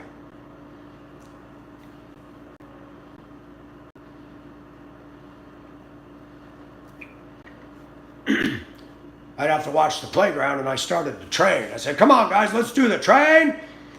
Get them all going and form a line and snaking around the playground. Teacher said, "I love looking out of my classroom and seeing you engaging with those kids." And the two of the ladies I worked with, they were downer Debbies. They'd huddle together and complain about everything. And one day, a kid dropped an action figure right down the storm drain, a graded circle cover, very heavy. Kid started crying. I said, "Hold on, I'll get it." Didn't even think about it. I said, "Everybody stand back and don't come up here." I reached down and muscled that grate up, slid it over, reached down, grabbed the thing, Those kids could not lift that grate. It was 100 pounds. I struggle. I know they couldn't lift it. Those two ladies saw that. "Oh my gosh, Michael, that was dumb. I am turning you in." I said, "For what?"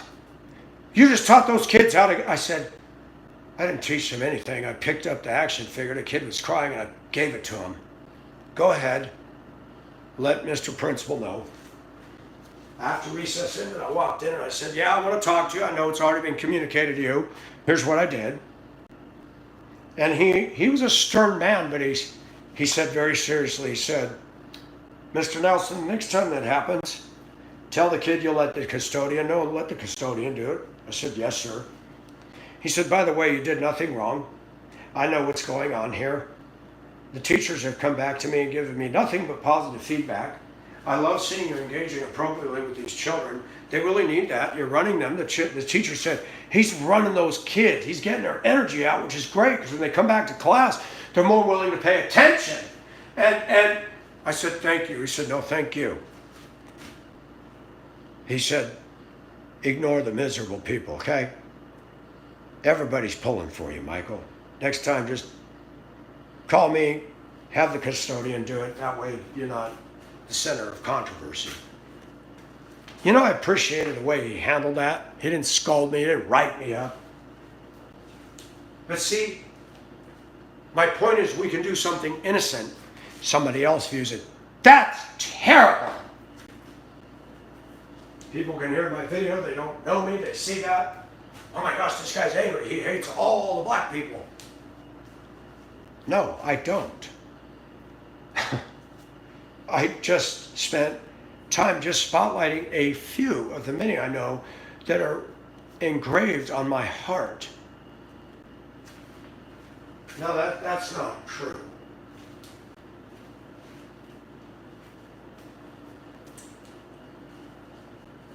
I don't like our current world today. It is divisive. Our media is divisive. Our media is not bringing people together. Our media takes great pleasure in taking something negative and blowing it up. You see endless coverage of rioting. You see endless coverage of bad behavior. Maybe the news needs to stop doing that. Maybe they need to go back to reporting and stay out of the personal slanting and opinion, endless dramatic coverage designed to inflame and anger people. Maybe if we lived in a world where media would start doing their job and stop all this crap. That's too much to ask for.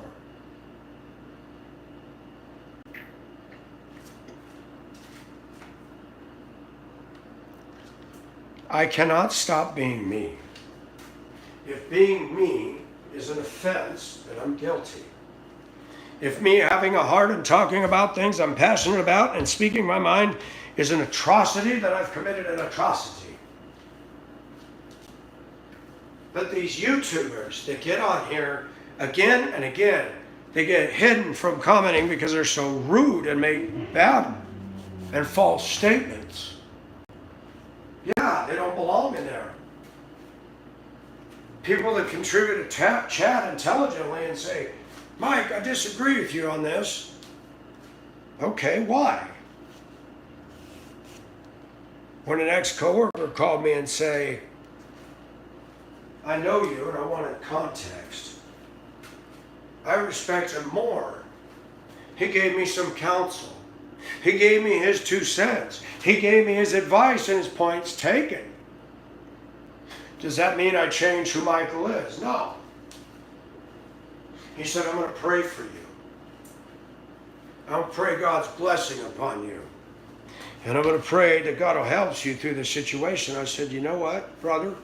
Thank you.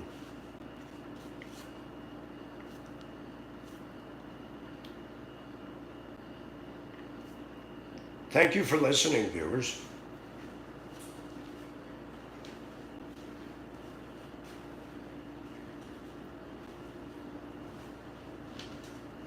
The trolls make you feel really bad, like, oh, I should just pull my whole channel down. That's what they want. And even if I do, they'll still keep going with their hate, still keep going with their shtick. We have a battle in this culture today, in this America. You got people that think that certain others shouldn't have a voice. You got some people that get a platform and they use their platform as a race and inflammatory statements against people that they don't agree with and like. We live in a very politically charged world today. I have been freely open about my views. And I've been very dogmatic on things I don't agree with from the other side of my views. Do we love people? Do we hate? Do we have passion, or are we dead? I don't love everybody. I wish I could say I did. The Bible tells me to love my enemies. Pray for those who spitefully use you. Boy, that's a hard one. That's not just a hard one for Michael. It's a hard one for any human. So when I talk about racial issues, when I talk about political issues, I have my views. I have my opinions. My views, I do not put them out there with design to inflame and anger people. I put my views out there to get people to think. Because people have come into my life over the years where I have changed and shifted gears from a view I held because they brought to me something that was actually more right. My question, everybody listening to me, can you do the same?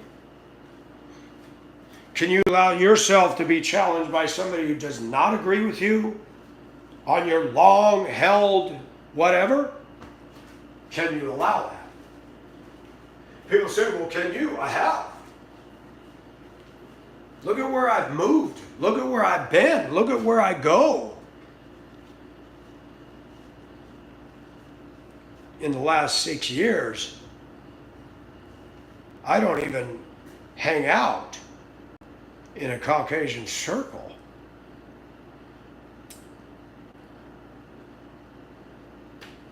I go to church. I think I see more white people in my church than I do in my workplace. But most of my week, I'm the minority.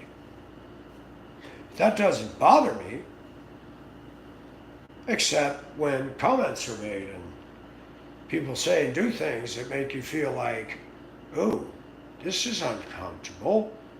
So when you see these things, and I get on there and I say, the next time I move to a place, I don't want to live in a place where it's 53% this or that. Can you try to understand context? Would you move to a place where a lot of people, you're the minority and you're being talked about, and they're making digs at you and using your race as a dig? Would you want to embrace that area? No, you don't. No, you don't. Always flip the script. Always put the shoe on the other foot. When I say that people that attacked that woman were savages, I don't care what ethnicity did it, I would say the same thing. We don't go to the streets as American citizens and brutally attack people. That's not civilized behavior. It is not acceptable behavior. I don't care what you believe.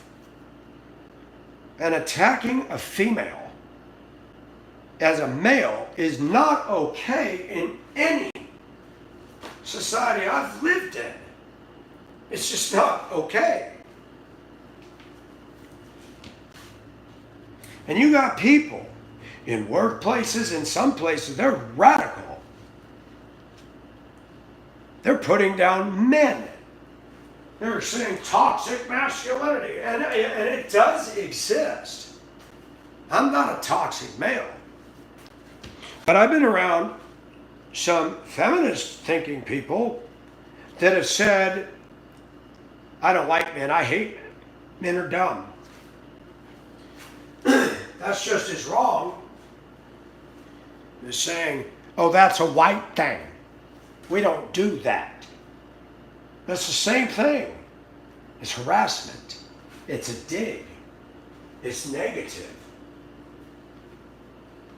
I can disagree with somebody of another ethnicity, but I should never say something to them to inflame and hurt them. And I can understand where people would see me on that video, and if they based 3 minutes of my entire 60 years off of that video,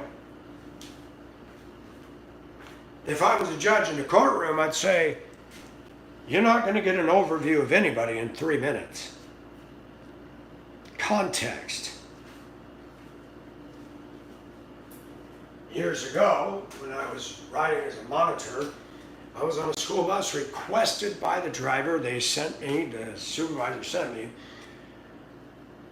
Kids were acting up bad, and I was trying to get the kids seated. They got on. One wouldn't sit down. I said, sir, I got to have you take your seat.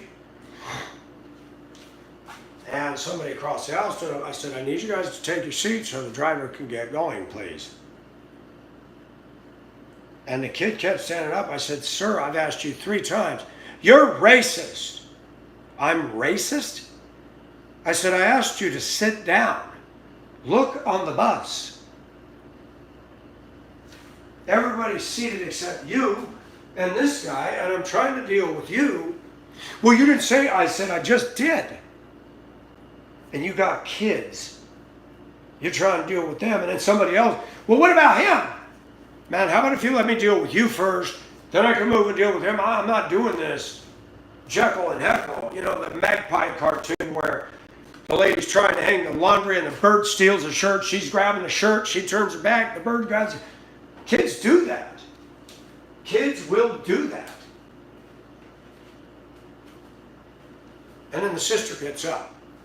Do not talk to my brother that way. I said, excuse me, I'm telling your brother to take his seat, please, and you need to mind your business, lady.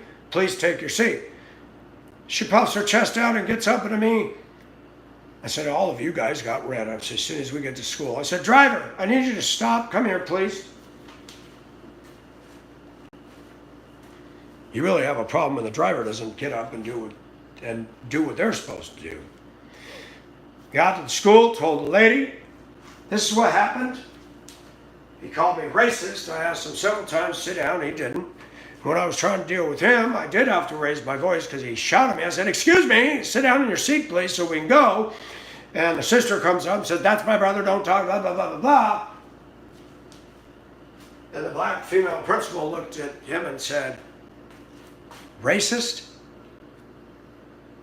Context, young man, context.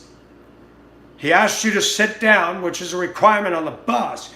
And you, I don't care if that's your brother, you got no right to come up to an adult and talk to them that way. He was delegating his duties, and you need to sit down. And you, in fact, all three of you are off the bus for the remaining 3 days of school. Who's teaching these kids that I'm a racist because I'm white? Who's teaching these kids that? Because I've ran into that a lot down here. Giving a simple command.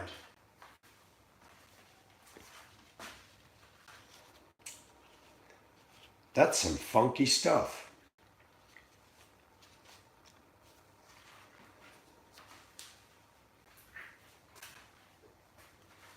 Context. Context. I don't use the N-word, and I've questioned why African Americans use it with each other in my workplace, when I drove the bus, the students, when I see even supposed professional people in schools using that with each other. I'm going, you know what? But if a white guy says it, it's considered racist, and I'm going, wait a minute. I grew up knowing a long time ago that was a very bad word. It was right up there with profanity. I didn't use it. My parents never used it.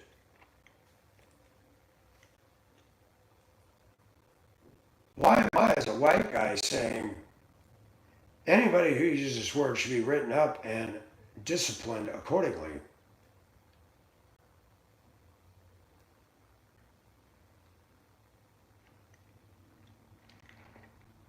I have a right to question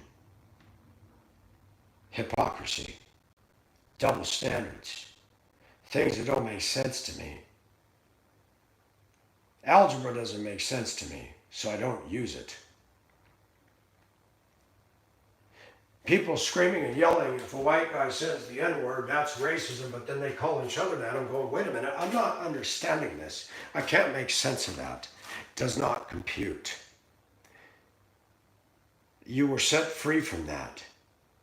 You were set free from being treated as less than. Why are you using a word that was a derogatory word back in the day and throwing it around so casually? Why? It's a valid question. All you people flinging stuff around on Facebook, make sure you fling this video around. Make this video go viral across the United States. I would love that.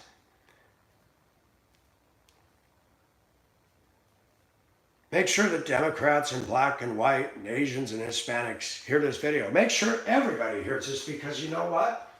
There's stuff in this video that is grounded and sensible and accurate, and I said it, and it's what's in my heart.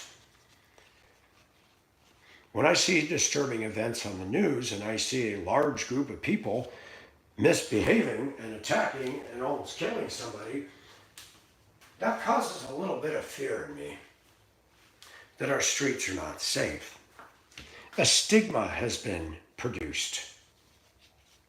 I've already said, well, I will never go to downtown Cincinnati. Ever! Why would I do that? In fact, that bothered me so much that I said, I'm not going down to shoot pool. Been a lot of crazy stuff in this country. Could that happen here? It absolutely can happen here. Why go down there? Stay home. It's safer. There is nothing wrong in saying, I'm not comfortable with this. There's nothing wrong in saying, let's break it down to brass tacks. When you're in a workplace, you got all kinds of people at work. Most of the time in a workplace, most of the time, we're thrown together with people that we would not normally be friends with or hang out with just because. People come to work to get a job to pay their bills. We don't come there to be buddies. Sometimes you get an asset and you make a workplace friend. Sometimes.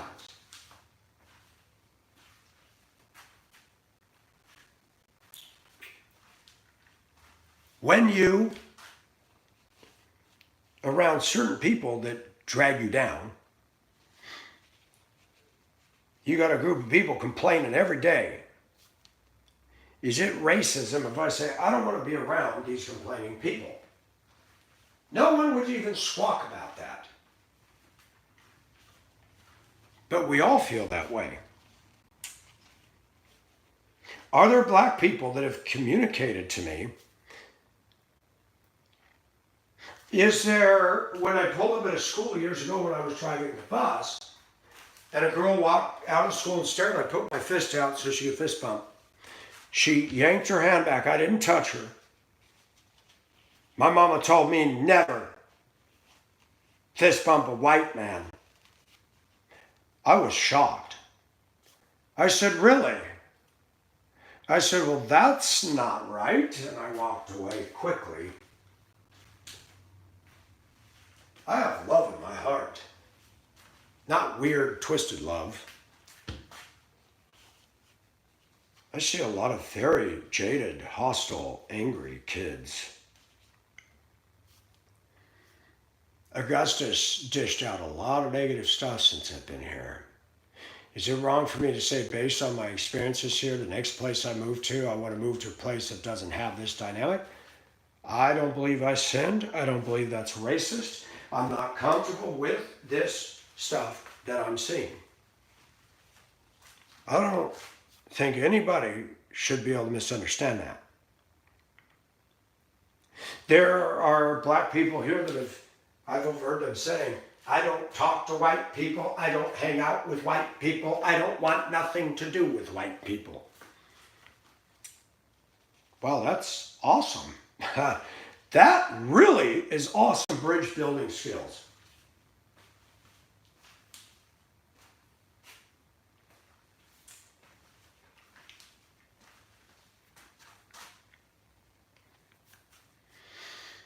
What if they have had nothing but negative experiences? Does it mean they're racist? Or does it mean they have some validity for feeling that way? Y'all need to ask yourself the question. Racism is not telling the truth. Racism is when I specifically do not like a person based on the color of their skin or their ethnicity. But if we see a number of people from any ethnicity that does this, and this, there's a tendency to make a generalization. Because blacks do it to us. Blacks do it to us. I've heard it over and over. I gave many examples in this video of that. All true. None of them fabricated. When you work in an employer, there are rules. and I've heard it said year after year in every place I've been, no one should feel uncomfortable in coming to their job. You may not see eye to eye, be agreeing in political, but I make it my aim to make people feel disarmed and at ease with Michael. All people. Guess what? You can't always make that happen because they have a choice to make. They got whatever they got going on in their soul. I don't want to talk to him. So you leave it alone.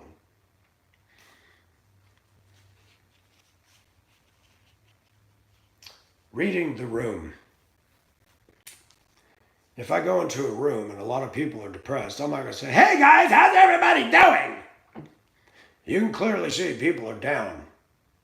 I just walk in, "Morning everybody. Morning Mike." Read the room. When you see somebody carrying stuff and you're always going up, trying to fist bump, do I need to turn around and say, "Could you stop doing that all the time? I'm not trying to be a downer, but that's getting on my nerves. Do me one fist bump in the morning, greet me and carry on." Getting up in my way, banging into me. Read the room.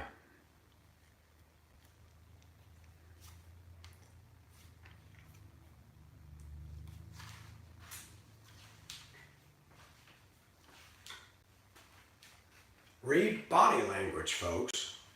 Read it. I lived overseas. I did not know Cantonese. And I had to learn when I'm in public, when I take my hikes, when I went into different areas of Hong Kong. Who can I go up and ask a question to? Look at their faces. Look at their body language. Are they approachable? Do they look hostile? Maybe that's not somebody I want to go up and say, "Can you tell me where the toilet is?" It was funny. When I was in Hong Kong, I saw a Chinese man. He smiled. I said, "Excuse me, toilet?" That's all I said. "Ah, toilet!" He turned around and pointed right to the Chinese sign. And then I saw the picture of the toilet bowl. I said, "Ah, doje, doje."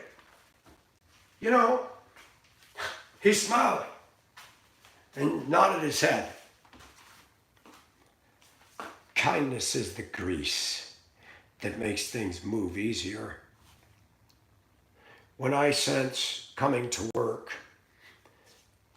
and you got to go to somebody because it's your job to ask them about something you need for your job and they clearly don't want to be bothered, and it's easy to make an assumption, "Man, this guy is doing this all day, makes more money than I do. He's got an easy job and he doesn't want to be bothered. He gets irritated when I go." If you are in a leadership position and you are annoyed that an employee, and I'm not talking about badgering and bothering and pestering, maybe you need to consider that that is not your calling.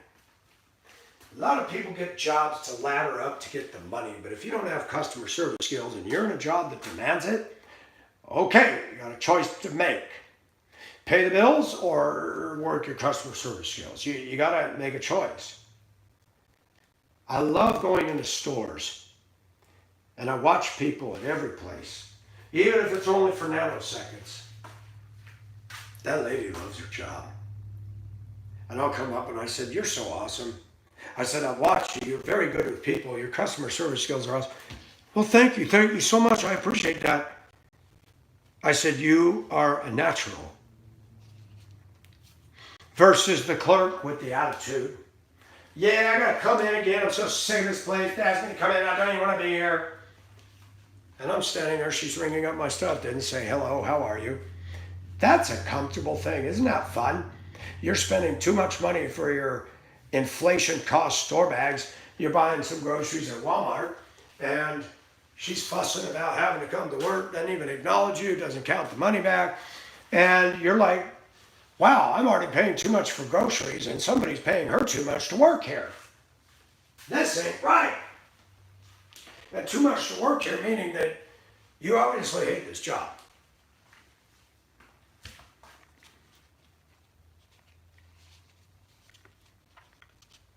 Michael is not racist.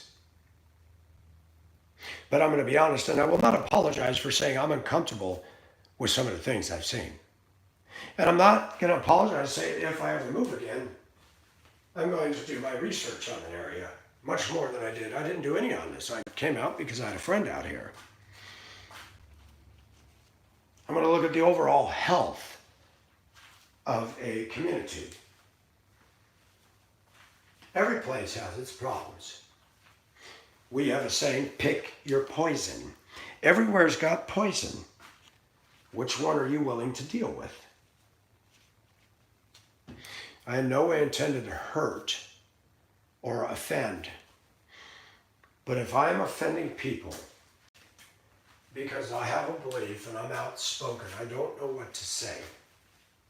I don't support racist hate groups. I was telling a friend earlier today, I drove through Sandpoint, Idaho, years ago.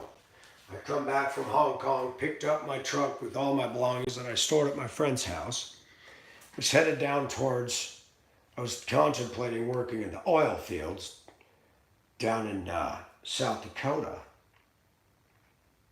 I didn't end up doing that because I got information along the way that I said, nope, that's not for me. So I then headed to Denver, but I took the back way. Instead of getting down on Interstate 90, my uncle said, why don't you take a very beautiful drive? And I thought that would be cool. Because I planned to go to Williston, and you could take Highway 2 all the way across the northern U.S., close to Canada. I thought that'd be a good drive. Northern Idaho, the Panhandle's beautiful. But I'd heard some things years ago, back in the 80s, that some Aryan Nation skinhead groups. They were not liked by the law. They were belligerent. And I said I would not live in Sandpoint knowing that that's there. Did anybody hear what I just said, class? I don't want to live around racist skinheads. I used to keep my hair very short. In Denver, a white guy shot a black man and a woman at the bus stop in downtown Denver. It was horrible. And I always had a buzz cut, number one, military cut. And I got to work at Denver schools, and my boss very gently said, did you hear the news? I said, what? And he told me, I said, yeah. He said, did you see that guy?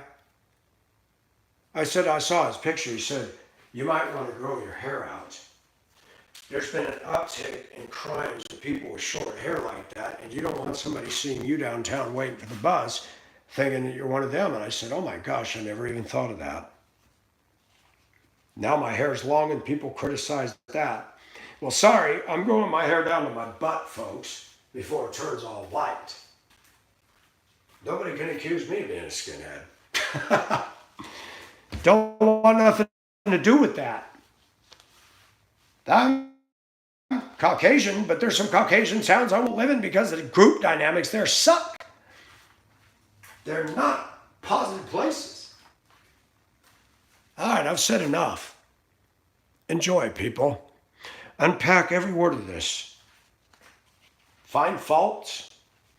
Twist it up. Malign and libel me. Do what you got to do, but I think I made it very clear. On that note,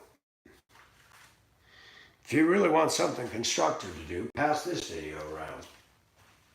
Put a link in your Facebook, post it. Put a link on your Twitter, post it. Put it up and post it. Put it up and post it again. Put it out there. You guys are quick to post around stuff where I'm passionate. You're quick to post around, I'm saying you guys, meaning the trolls, with intent to harm and malign. Put this out there. Hurry up and get this out there. Don't waste any time. That's the problem with mankind. Let's put out the negative stuff. Oh, Mike's racist. Look at this. Context. I need a safe space. We all need a safe space. Thank you for listening. You guys have an awesome evening.